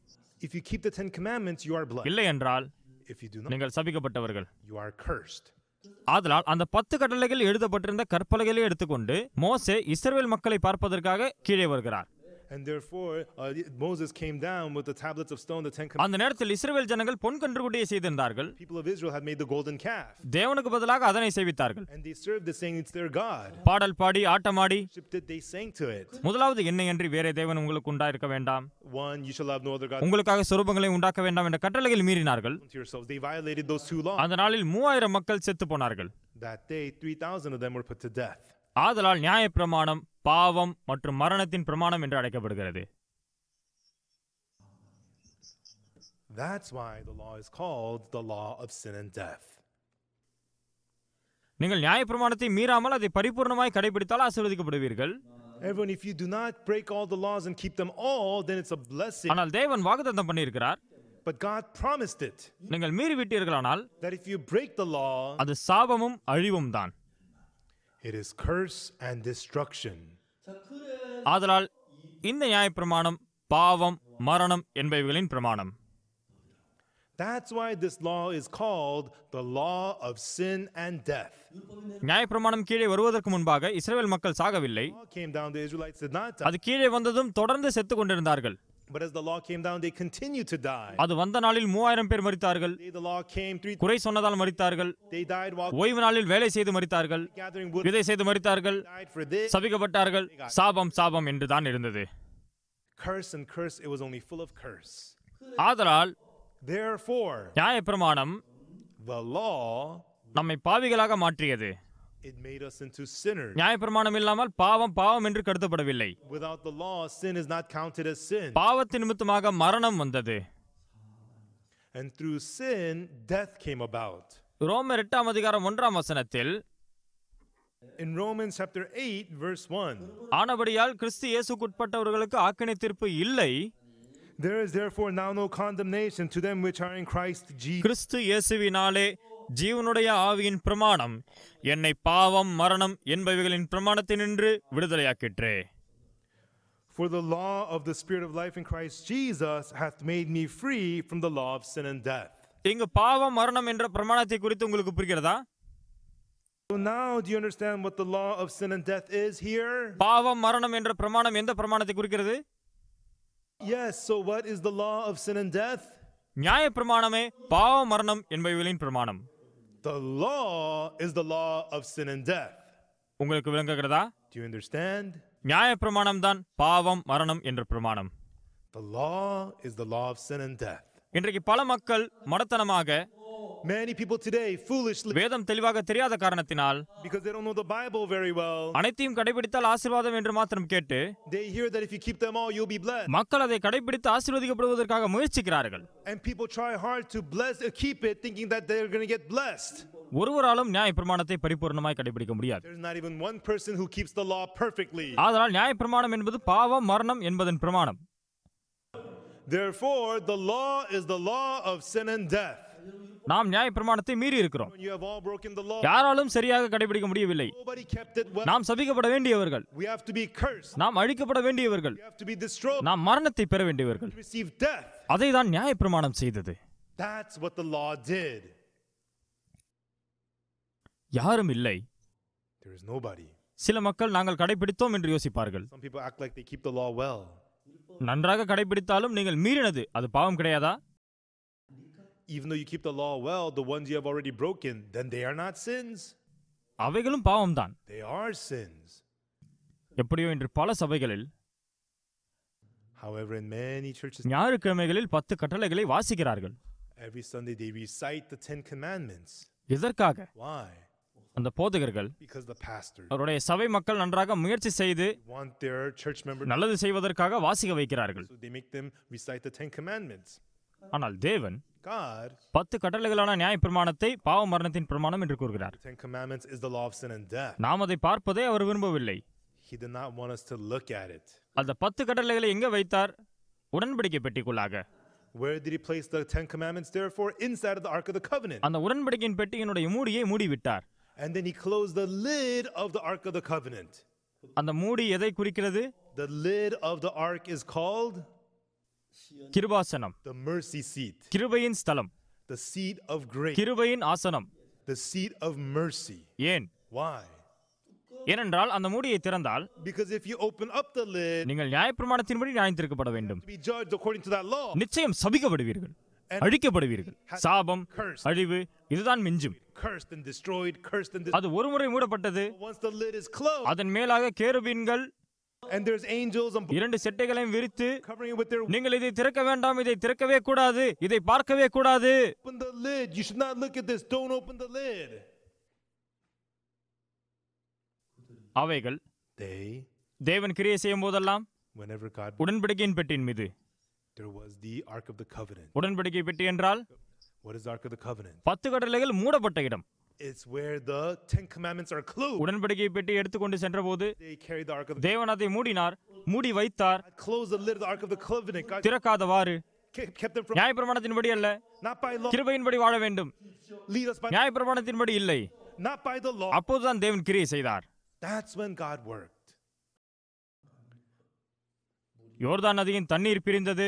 The waters of River Jordan dried up. செங்கடலின் தண்ணீர் பிரிந்தது. Dried up. உடன்படிக்கை பெட்டி எடுத்து சென்ற போதெல்லாம் தேவனுடைய கிரியை இருந்தது. When they carried the Ark of the Covenant, there was the works of God. ஆனால் அந்த நியாயப்பிரமாணத்தை வெளியே எடுத்தால் But if they pull out the law, அது சாபம். there was curse. 1 சாமுவேல் புஸ்தகத்தில் In 1 Samuel, ஏலி தீர்க்கதரிசியின் காலத்தில் அதை பெலிஸ்தியரிடத்தில் இழந்தார்கள். during the time of prophet Eli, they lost the Ark of the Covenant to the Philistines. பெலிஸ்தியர்கள் அதை மறுபடியும் தந்தார்கள். And then the Philistines were returning the Ark of the Covenant. ஆனால் சோகமான ஒரு விஷயம், But the very heartbreaking thing, ஏலி ஒரு கரை படிந்த பிரசங்கியாளர். Eli was a corrupted preacher. அவரால் நல்ல பிரசங்கியாளர்களை உருவாக்க முடியவில்லை. So he was unable to rear up. அவருடைய 2 குமாரர்கள் ஓப்னி பினகாஸ் மாத்திரமே ஆசாரியர்களாக இருந்தார்கள். He had 2 sons, Hophni and Phinehas. Only those 2 served as priests. ஏலியின் குடும்பம் சபிக்கப்பட்டது. And Eli's family was cursed. ஓப்னி பினகாஸ் இறந்து போனார்கள். And Hophni and Phinehas. மற்றும் உடன்படிக்கை பெட்டி வந்தது. And then the ark returned. அதை பெறுவதற்கு யாரும் இல்லை. There was no one to receive it. மக்கள் ஆர்வமாக இருந்தார்கள். And the people were curious. உள்ள என்ன இருக்கும்? What's inside of this? திறக்கலாமா? Shall we open it up? ஏய் வேண்டாம். Oh. இல்லை பரவாயில்லை. என்ன ஆக போகிறது? திறந்துதான் பார்ப்போம். ஐயோ வேண்டாம். Hey, no. ஏய் திறங்கள். Let's open it up. திறவுங்கள். Let's open it then. அதை திறந்தார்கள். Open the lid.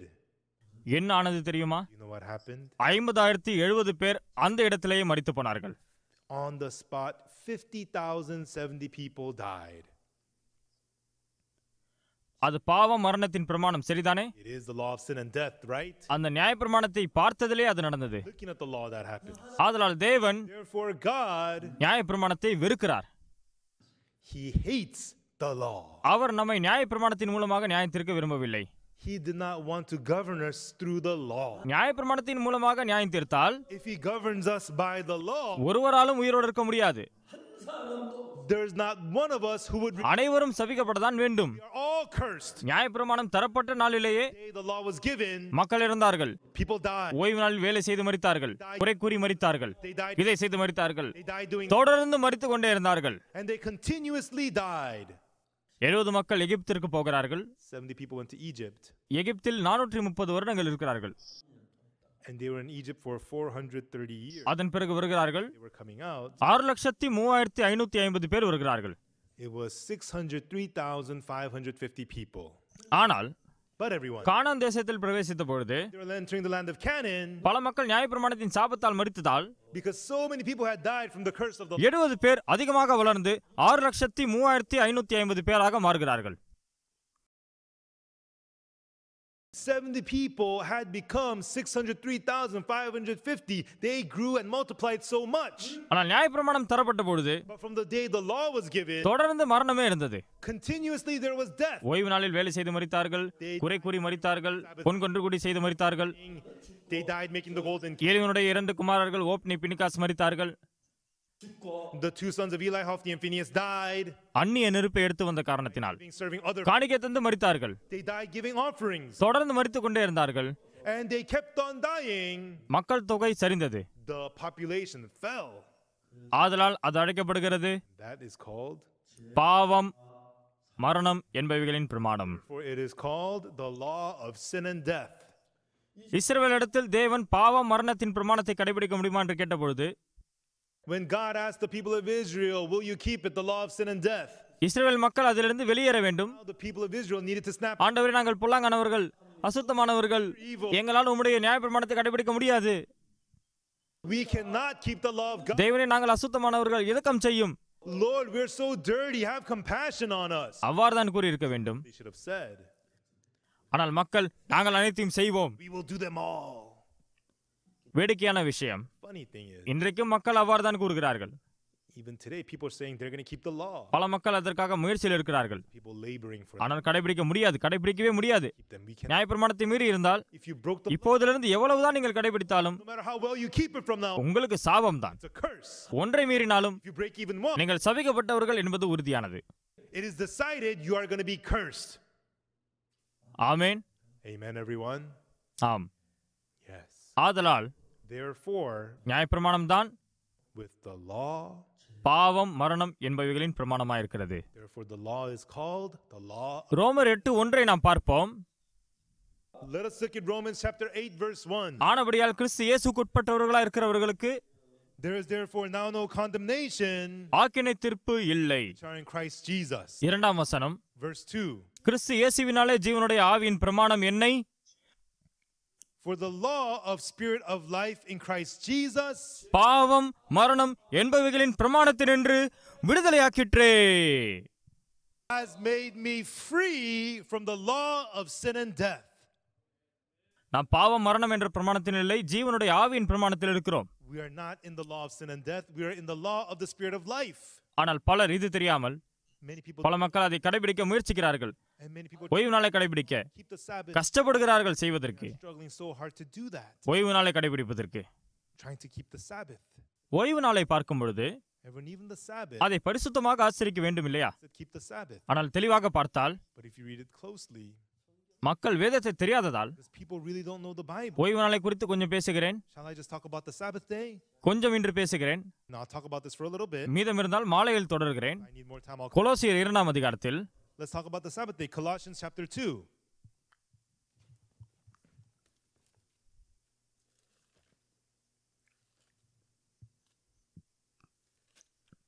கொலோசியர் 2:16 வசனம். Colossians chapter 2 verse 16. கொலோசியர் 2:16 வசனத்தை சேர்ந்து வாசிக்கலாம். Let's read Colossians chapter 2 verse 16 out loud together. பார்த்து விட்டீர்களா? You see it? துவங்கலாம். Begin. ஆகையால் போஜனத்தையும் பானத்தையும் குறித்தாவது பண்டிகை நாளையும் மாத பிறப்பையும் ஓய்வு நாட்களையும் குறித்தாவது ஒருவனும் உங்களை குற்றப்படுத்தாதிருப்பானாக. New moon or the Sabbath days. இதில் கூறப்பட்டிருக்கிறது ஓய்வு நாளை குறித்து ஒருவனும் உங்களை குற்றப்படுத்தாதிருப்பானாக என்று. It says, do not judge, do not talk about the Sabbath day on these things. எதற்காக அப்படி? Why is that? 17ஆம் வசனம். Verse 17. அவைகள் வருங்காரியங்களுக்கு நிழலாயிருக்கிறது, அவைகளின் பொருள் கிறிஸ்துவை பற்றினது. which are a shadow of things to come, but the body is of Christ.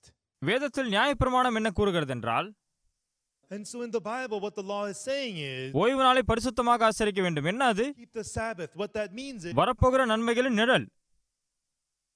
it is a shadow of things to come. வரப்போகிற எதனுடைய நிழல்? The shadow is a thing to come of what? வேதம் ஓய்வு நாளை குறித்து கூறுகிறது. What the Bible talks about. வெள்ளிக்கிழமை சூரியன் அஸ்தமிக்கிற நேரத்தில் அது ஆரம்பிக்கிறது. Friday evening sunset, that's when the Sabbath day begins. நமக்கு புதிய நாள் அதிகாலை 12 மணியில் துவங்குகிறது. For us, the new day begins at 0 o'clock. ஆனால் இஸ்ரவேல் தேசத்தில் சூரியன் அஸ்தமிக்கும் போது புதிய நாள். But in the country of Israel, the new day begins at sunset. அதாவது சாயங்காலமும் விடியற்காலமுமாகி முதல் நாள் ஆயிற்று. It was the evening and the morning. சாயங்காலம் விடியற்காலமாகி இரண்டாவது நாள். The evening and the morning, it was the second. புது நாள் சாயங்காலத்தில் துவங்குகிறது. So the new day begins at the sunset. வெள்ளிக்கிழமை மாலை நேரத்தில் சூரியன் அஸ்தமிக்கும் பொழுது Friday evening, when the sun sets, ஓய்வு நாள் துவங்குகிறது. it's the Sabbath day. அன்றைக்கு என்ன ஆகும் தெரியுமா? Do you know what happens on the Sabbath day? வேலையாட்கள் சுமை வைத்திருந்தால் அதை கீழே இறக்கி வைக்கலாம். Carrying the heavy load, then they can release. எந்த சுமையாக இருந்தாலும் சரி, They cannot carry any load. அனைத்தையும் கீழே வைக்கலாம். They let go of the heavy load. இன்னொரு சுவாரஸ்யமான விஷயம், More interestingly, இயேசு சொன்னார், Jesus said, மனுஷகுமாரன் ஓய்வு நாளுக்கும் ஆண்டவர். the Son of Man is the Lord of the Sabbath. அதற்கு என்ன அர்த்தம்? What does that mean? ஓய்வு நாள் வந்தால் When it's the Sabbath day, எல்லா சுமைகளையும் இறக்கி வைக்கலாம். you get to let go of all the loads.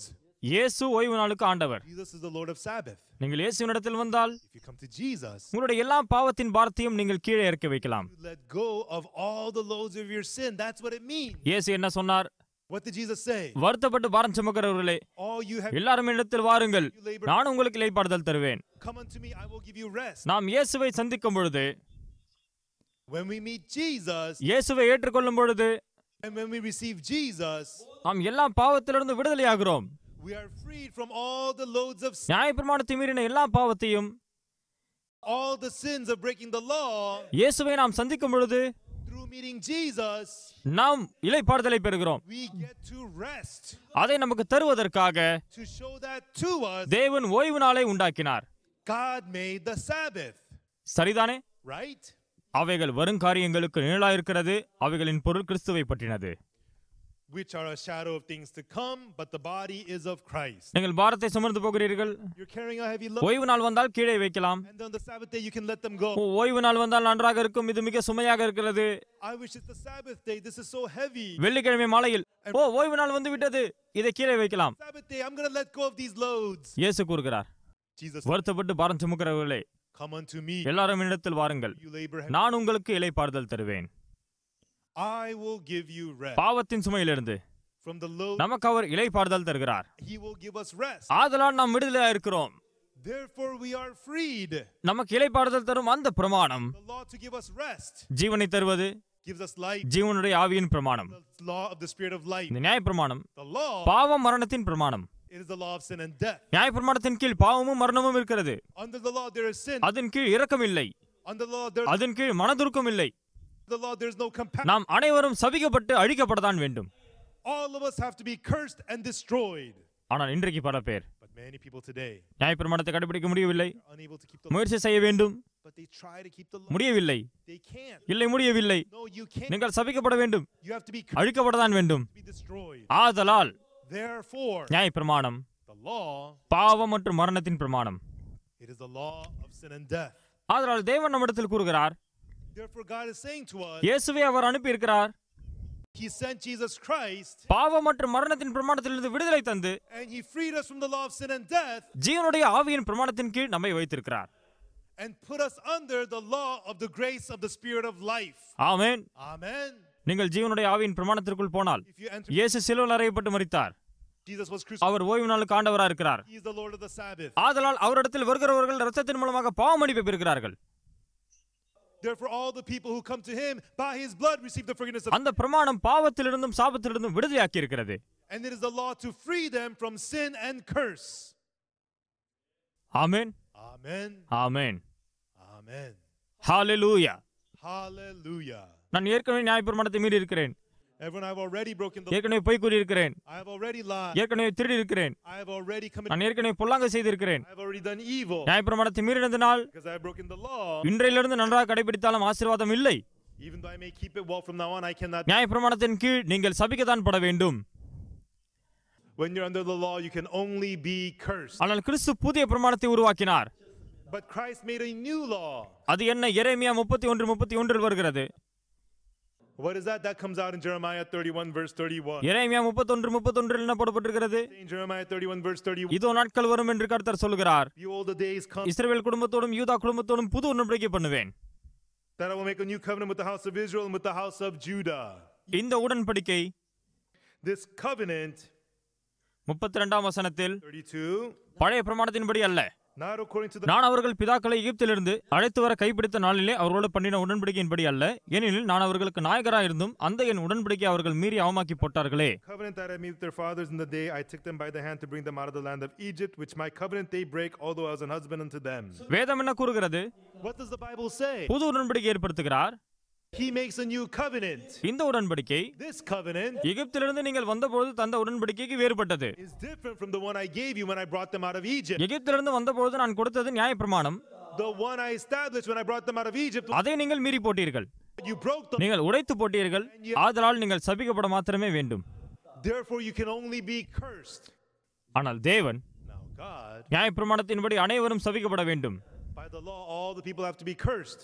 மக்கள் மனத்தனமாக நியாயப்பிரமாணத்தை கடைபிடித்து ஆசீர்வதிக்கப்பட முயல்கிறார்கள். Foolishly, people today still think that by keeping the law they can be blessed. அப்படி அல்ல.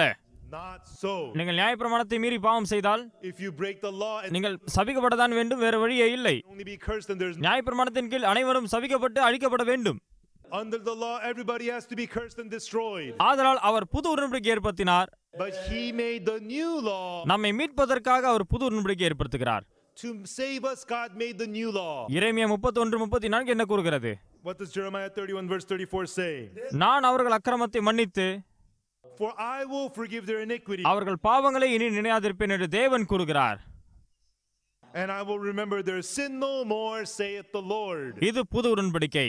This is the new covenant. நியாயப்பிரமாணத்தை கடைபிடித்தால் நமக்கு ஆசீர்வாதம், The law, if we keep the law, we are blessed. இல்லை என்றால் சாபம். If not, we get cursed. கிருபையின் பிரமாணம் The law of grace, நாம் எந்த அளவுக்கு சிறப்பாக செய்கிறோமோ அதை வைத்து ஆசீர்வதிக்கப்படவில்லை. blessed based on how well or poorly we do. தேவன் அவர் செய்ததை வைத்து நம்மை ஆசீர்வதிப்பேன் என்கிறார். But he is saying that he will bless us according to what God does. அதனால் தேவன் பாவத்தை மன்னிக்கிறார். Therefore, God has to forgive our sins. அவர் வாக்குத்தத்தம் பண்ணுகிறார். Promised it. தேவன் பாவத்தை மன்னிக்கவில்லை என்றால் But if God does not forgive our sins, தேவன் பொய்யராகி விடுவார். God becomes a liar. தேவன் பொய் கூறுபவர் இல்லை. God does not lie. அவர் இயேசுவை அனுப்பினார். He sent Jesus. அவர் பாவத்தை சுமந்து He carried our sins அவர் சிலுவையில் அறையப்பட்டது மூலமாக through him being crucified. நம்முடைய பாவத்தை நித்தியத்திற்கும் அவர் கழுவியிருக்கிறார். Our sins he forgave forever. Amen, Amen. Amen, Amen. Hallelujah. Hallelujah. தேவனுக்கு ஸ்தோத்திரம். I praise the Lord. நான் ஒன்றுமே செய்யவில்லை, I didn't do anything. நான் செய்தது பாவம்தான். All I did was sin. தேவன் புது உடன்படிக்கை ஏற்படுத்தினார். But God made the new covenant. அந்த பிரமாணத்தின்படி By that new, இயேசுவை அனுப்பினார். he sent, இயேசு சிலுவையில் அறையப்பட்டதன் மூலமாக and through Jesus being crucified, நம்முடைய பாவத்தின் சம்பளம் அனைத்தையும் தீர்த்தார். he paid the price of all the sins of us who have. தேவனுடைய புதிய பிரமாணம் நம்மை பரிசுத்தவான் என்றும் நீதிமான் என்றும் அழைக்கிறது. The new law of God tells us that we are holy, we are righteous. Amen, Amen. Hallelujah. Hallelujah. ஆதலால் கிறிஸ்துவனுடைய ஜீவனுடைய ஆவியின் பிரமாணம் Therefore, the law of spirit of life in Christ நம்மை பாவம் மரணம் என்ற பிரமாணத்திலிருந்து விடுதலையாக்கி இருக்கிறது. has made us free from the law of sin and death. விபச்சாரத்தில் பிடிக்கப்பட்ட ஸ்திரீ There was the woman taken in the act of adultery. மோசேவின் பிரமாணத்தின்படி நியாயம் தீர்க்கப்பட்டால் கல்லெறியப்பட வேண்டும். By the law of Moses, when she is judged, she has to be stoned. ஆனால் மக்கள் அவளை இயேசுவினிடத்தில் கொண்டு வந்தார்கள். But the people brought her to Jesus. இந்த ஸ்திரீ விபச்சாரத்தில் பிடிக்கப்பட்டால் This woman was caught in the act of adultery. மோசேவின் பிரமாணத்தில் Of Moses, அவள் கல்லெறிந்து கொல்லப்பட வேண்டும். he is to be stoned to death. போதகரே, நீங்கள் என்ன கூறுகிறீர்கள்? But Master, what sayest thou? இயேசு விரல்நாள் தரையிலே எழுதினார். Jesus wrote on the ground with his finger. அதுதான் புது உடன்படிக்கை. That is the new covenant. முதலாவது பிரமாணம் தேவனுடைய விரலால் கற்பலகையில் எழுதப்பட்டது. The first covenant with the finger of God was written on the tablets of stone. இரண்டாவது பிரமாணத்தை இயேசு நிலத்தில் எழுதினார். The second covenant, Jesus with his finger wrote. நிலம் நம்மை குறிக்கிறது. The ground represents us, man. நம் மீது அவர் பேசுகிறார். Upon us, he spoke to us. நம் மீது எழுதுகிறார். He wrote upon us. புது உடன்படிக்கை எழுதுகிறார். He wrote the new covenant. நான் அவர்கள் அக்கிரமத்தை மன்னித்து For I will, அவர்கள் பாவங்களை இனி நினையாதிருப்பேன். and I will remember their sins no more. நாம் பாவத்தை கழுவவில்லை, It's not we who forgive our sins. முதல் பிரமாணத்தின் நம்முடைய கிரியைகளின்படி நியாயந்தீர்க்கப்பட வேண்டும். The first law, we are punished according to what. ஆனால் இரண்டாவது பிரமாணம் தேவன் செய்ததின்படி நாம் ஏற்றுக்கொள்கிறோம். The second law, we receive according to what God has done. தேவன் இயேசுவை அனுப்பி God sent Jesus, அவர் நம்மை சிலுவையில் மன்னித்தார். and He forgave us at the. சிலுவையில் அறையப்பட்டு நம்முடைய பாவத்தை மன்னித்தார். He was crucified and forgave our sins. Amen. Amen. வெண்பனை போல கழுவி இருக்கிறார், As white as பரிசுத்தமாக்கி இருக்கிறார்.